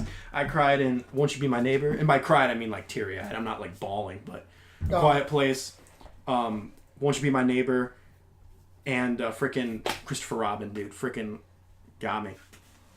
Yeah, I've heard from everyone who has seen Christopher Robin on like, you know, just like an off chance or whatever, they said that they really liked it. Yeah, it was good. Unsane was this year too? Holy crap. Ready Player One was this year too? Dude, that's what I'm talking about. See, I love Ready Player One. I watched it. I watched it a few weeks ago. I know me and you disagree. No, I have movies that like I never expected that I would throw up on that list. Mm-hmm. I did not expect Quiet Place to be up on there. Mm-hmm. So the next film that I watched pretty recently, it's a rewatch. But I wanted to bring it up because I also want to, on air, invite you to our movie night. Oh, nice. We watch a movie every Sunday. Okay. Every night. We've been doing it for a little bit. What we do, because all of us that play it are like really into D&D, so right. we roll a D20. Okay. I don't really know what that is, but okay. It's a dice with 20 sides to it. Oh, okay. Yeah, 20-sided die. Yeah. So we roll that, and then whoever gets it gets to pick the movie. Okay. The person who picked last week gets to roll with disadvantage, so they roll it twice, and then they pick the lowest number. Interesting. And then that's how we decide who... So the dice gods tell us who gets to pick the movie. Right. And so last week, this was not this most recent one, but the one before that. Yeah. We watched Prisoners. Oh, okay. You've seen it, right? That's the one film I haven't seen. What? That's the only Denis Villeneuve film I haven't seen. Oh, well, let me tell you something. He's my current favorite director, as you know. Yes, I do. Blade Runner 2049 is my 5th favorite movie of all time. Such a good movie. I think that movie is genuinely perfect. I think it's better than the original, which I never expected to say. Mm-hmm. And Prisoners is also, it's really good. It's about Hugh Jackman, who his daughter and his friend's daughter, they go missing. Yeah, I did hear that. Jake Gyllenhaal's the detective. Yep. Mm-hmm. Really, really explosive performance from Hugh Jackman. Hugh Jackman just gets super angry all the time, and it just tremors, dude. Tremors. It's so right. It's so powerful. Right. It's pretty traditional though, as a story, as you know. Mm-hmm. From Denis Villeneuve's perspective, is it tame compared to like some of his other films, or is it like kind of? I mean, I feel like he just took the back seat on this one and let like Hugh Jackman, Paul Dano is really good in it. He just kind of let them do their thing, right? Like, so there's not really a lot of things that he did as a director to enhance the film. The film does have like a moment where like it almost splits off and has like two different things going on at the same time, and that's about as deep as it goes. As far as the story, it's kind of typical. Other than that, I mean, for a 2.5-hour movie, like he could have fit more in there. Mm-hmm. I don't think it's his worst film, but I definitely think it's one of his lesser films. It's kind of like a movie where it shows off like how characters feel like grief and stuff, how they suffer. Everyone has their own way of suffering, and each character kind of has their own like attributes and stuff like that. That's interesting. That's about as deep as the movie goes. It's not that deep. It's just really really interesting. Like, it takes a lot of good turns, and it's weird. It's just weird. All right. Well, I mean, Denis Villeneuve. The case gets weird at sometimes. Like the things that you will find, it's pretty interesting. All right. Well, I still gotta check that out. That's been on my list forever. That's like been on. I have that one list of films that I always mean to see, but I just for some reason I just haven't. Like that film and like other films and like War of the Planet of the Apes is on there, the third one, because I watched the first two and I still haven't seen that one. Okay. And every time I see those films, I love them. For some reason, I just... Yeah, they're good. There's a good ending to it. Yeah, it's crazy how I haven't seen it. And for those of you listening, if you can hear the TV in the background, that's T-Kettle's brother watching American Vandal Season 2. Fucking assholes watching it without me. Right. So, it's omnidirectional, so we'll hear it, but it's muffled, so it'll be good. Anything else? Anything else you've seen recently? Or? Okay, so I got a bunch of other stuff, but they're like, I'm going to kind of combine them. Okay, go ahead. I've been on a documentary binge right now because it is my least explored genre. So I've been catching up. Took anything this is a reason why Letterboxd is the best. If you have to pay, you have to give them like $20 for the year, and you become a pro member, which seems like a cash grab, but like they just want to improve the site. One thing that they do have though is when you go to your watch list. So you pull up my watch list. Right. 2,060 films. Jeez. I can click on service, and then I can go to all of the services that are available. Netflix. All of the films on my watch list that are on Netflix. Wow. That is a really, really awesome feature, and for me, paying $20 a year it's worth it. Right. Just for that alone. So what I did was I just went to Netflix. I got like Netflix, HBO, and stuff like that. Went through all that, and then just clicked on sort by documentary, and so I decided to watch a few of them. There you go. Okay. And documentary is very unexplored for me too. Won't You Be My Neighbor was the first documentary I've ever seen in theaters. Isn't really? that crazy? Yeah. I've seen a few before that, but not a ton.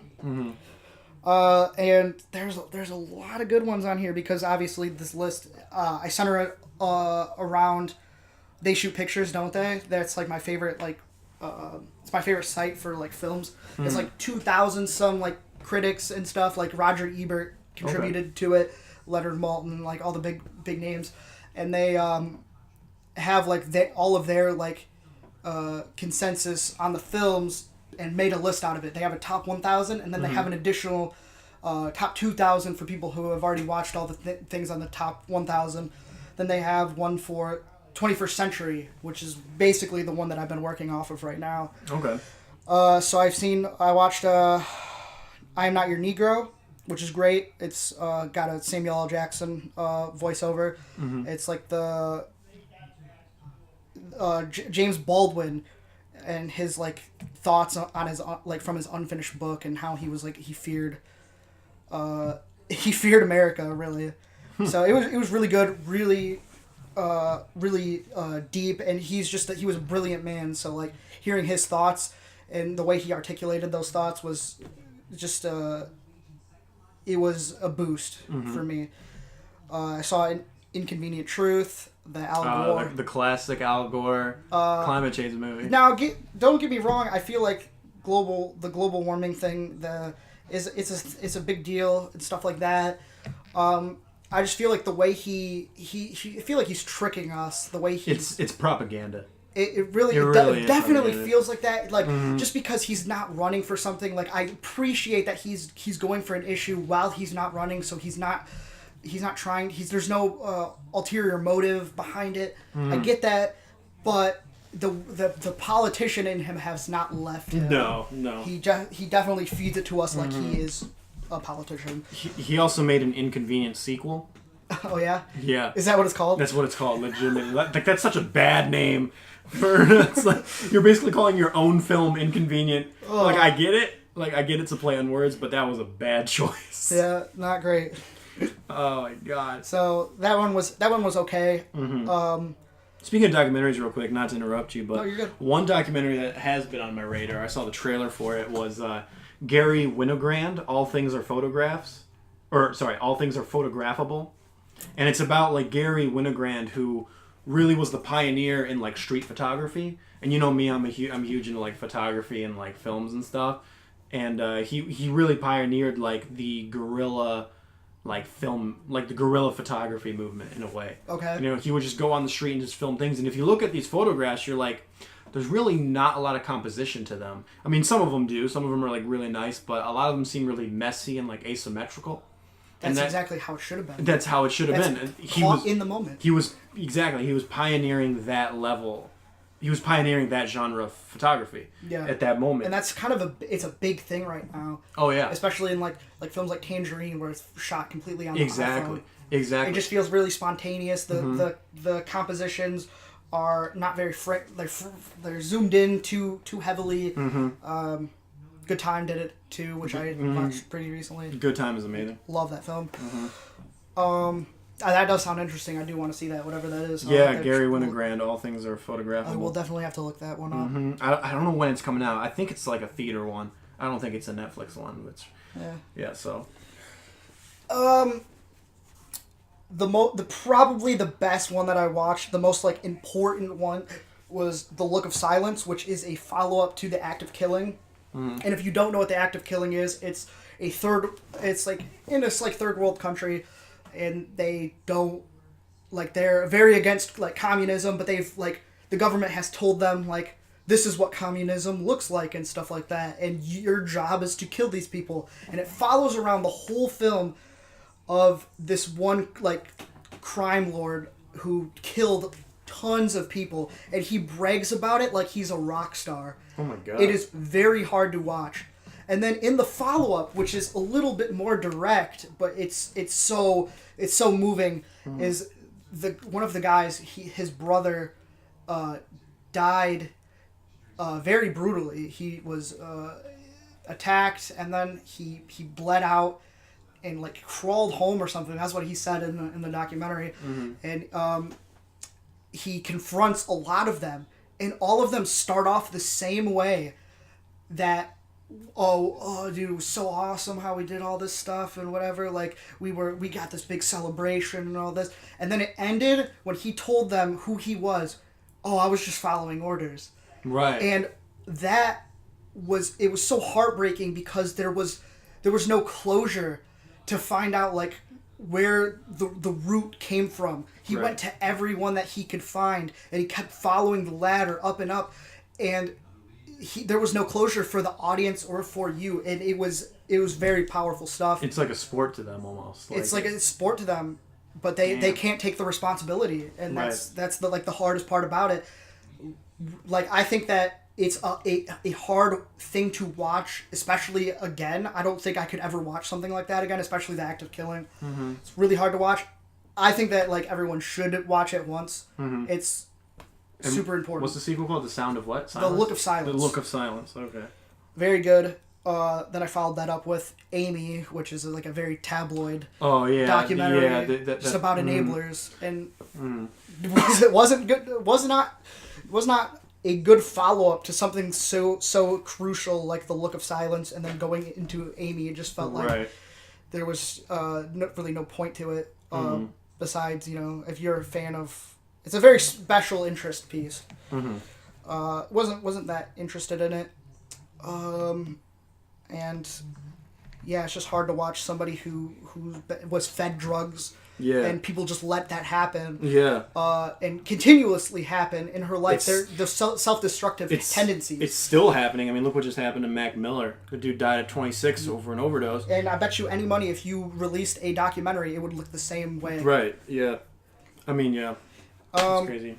So, anything else you got, or are we gonna wrap up here? Give me a couple more. Couple more? Okay. No, I wasn't rushing you. Paris is Burning, about the Harlem drag scene, is actually like tons of fun. Really? So good. Paris is Burning is one of the. It's like a big deal because it came out in like 1981, or it came out in 1990. But like it was. Was it a breath of fresh air after? It was a scene that died almost immediately after the film was there. There was so much personality to this group of people. Yeah. The structure of the documentary was a bit weird. They didn't really have any structure. But it was such a joy to watch it. It was very, very funny, a lot of enjoyable people there. So it was probably like a breath of fresh air after the look of silence and stuff like that. Yeah, it was definitely something like a buffer in between like watching the next thing, which was Tower, which the shooting. Oh, at the bell tower. Yeah, or you know whatever? you know about that documentary? Yeah. It's like got this like waking life, like Richard Linklater, like animation to it.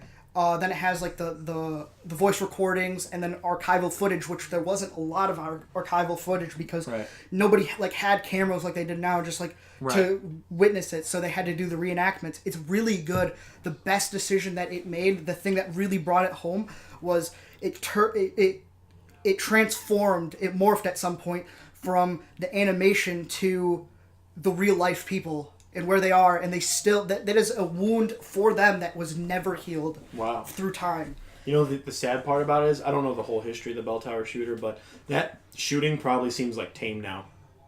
It really is, but like you have to think about somebody who was involved in something like that. Oh no! Like, it probably like shakes them to know that it happens on a daily basis. Now, I'm not downplaying the absolutely the not. trauma. No, I completely or understand like where that. you're coming from. No, I mean like it's just so sad. The world is just a shit show. The world is a shit show. Like how crazy, because when that happened, that was like almost unheard of. That's why I feel like it was so timely. Like it came out like 2 years ago. So like the timing on it could not have been better. Yeah.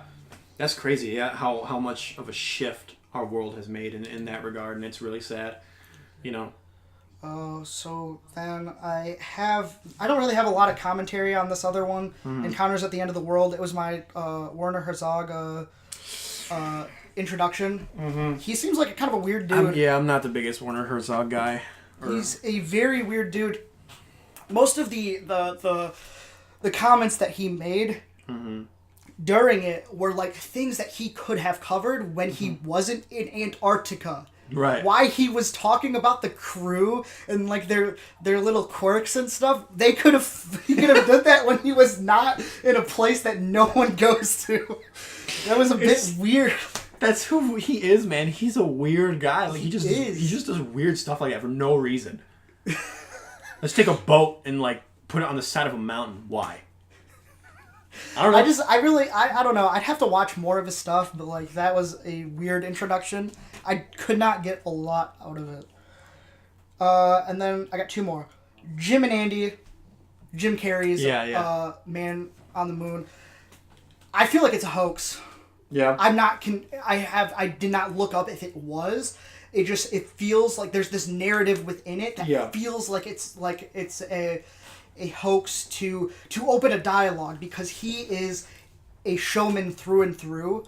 That's something that he does. He has this talk that he has this need to impress. That's something that like he just talks a little bit about himself, but mostly it's like if you liked Man on the Moon and you want like some more content, this is a good nice thing for you. Yeah, see, the only reason I haven't watched it, but I liked Man on the Moon fine. I don't think it's one of the best films ever made. I haven't seen it, actually. But it's a good film, but it's like... The only reason I would really want to watch that film is because just to see the behind-the-scenes aspect of it. But, like, it doesn't seem... I don't know, it just seems just so weird, and I think Jim Carrey has kind of lost his mind a little bit. I see, like I said, when I said I think that it's hoax, I think he was willing to take a bullet and look like an asshole in order to have a more quality documentary. Oh my lord. Jeez. Oh, that's wow. That dude has got some bass in his car. Yeah, it was 10.1 over here. Yeah, for real. 808. Jeez. Yeah, it was just, for me, a nice way to he doesn't want to just sit down and talk about it, so he has this footage to entertain people and just really kind of go glaze over everything that happened, and then on top of that, like he just wants a more quality documentary. It's not just like stationary, static, me in a chair talking. I think it was just weird when it got to the point where I haven't seen the documentary, but I've seen people talk about it. Yep. Doesn't he? Because he was a method actor for that film. Yeah, that's what he's considered. Yeah. So he became Andy Kaufman. He talked to Andy Kaufman's real daughter. Didn't they have like a conversation about like they had a conversation while he was Andy Kaufman and he actually thought he was... That is not in the documentary. Is it not in the documentary? It is not. Okay. I don't know if that was like a rumor that happened like on the set or something like that. Yeah. I feel like maybe like you have this footage, you shoot this footage for bonus features, but also if you get that kind of rumor and gossip going around, that's more reason for people to go see the movie. Right. They want to see what the fuss is all about. I mean, look at Suicide Squad even. You know, like Jared Leto did all this crazy shit. Yeah. And they promoted it. They that's loved advertising, it. right? Yeah, it was advertisement for it. And then the film sucked. Yep. So, I don't think that after watching that, I would not say that Jim Carrey is an asshole. Okay. I would... I mean, I thought about it this way. It's kind of a weird like thing to think of, but like if there was a dude who behind the scenes you never got to see it. He's like, you know, beats his wife and stuff like that, but he like is a method actor for like Gandhi or something like that. Like, is he a good guy because in the light he's a good guy? Like, yeah, that's right. It's like that's the kind of the thing that came to my mind. I mean, that's not necessarily like the way I perceive it. Yeah, that's true. That's true. But I'm not gonna make any judgments on him. I get you, man. All right, last one. What up? Last one. I saved this one for last. I watched this one like a couple weeks ago, right after searching. Talking Heads stop making sense. I've never seen concert movies before until I saw this one. Okay. I do not consider myself a Talking Heads fan. Not until I've watched it. Really? This thing is amazing. Really? He comes out here. David Byrne, I think his name is. He comes out here with an acoustic guitar and a stereo, a boombox. Plays the beats, plays the song. This giant soundstage. The stagehands move pieces, like set pieces, onto the stage. Brings out more bandmates and stuff, and it's like this. It transitions like over and over again and becomes this big giant sandbox. Yeah. Of just more stuff coming and going, and the set piece is changing. It's like, it was something that I've never seen before. It was amazing, and it got me into the music. I mean, I'm kind of like into experimental rock, like kind of like art pop stuff. Like, so I was into it. Every person in the band has like their own personality, and they really bring that to the table. Like, if you want to watch like. If you want to get into like live concert like shows and stuff, this is the place to start. Right. No, I get you. Okay. Awesome. Good stuff. Good stuff for this week. Glowing recommendation. Yeah, you watch a lot more films than I do. I feel like I keep up with you in terms of I think I've beaten you in terms of seeing films in theaters.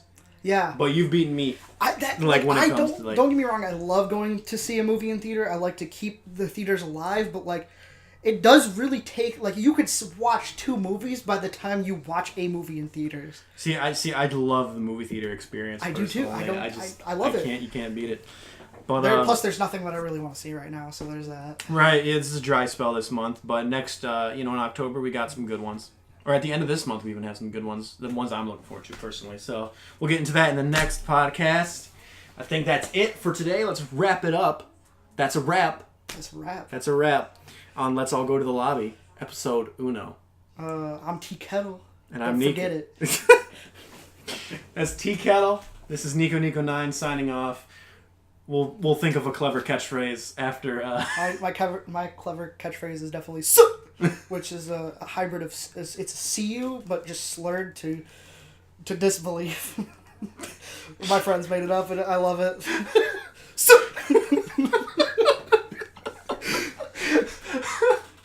Come on, say it with me, Niko. I'm trying to. I'm laughing.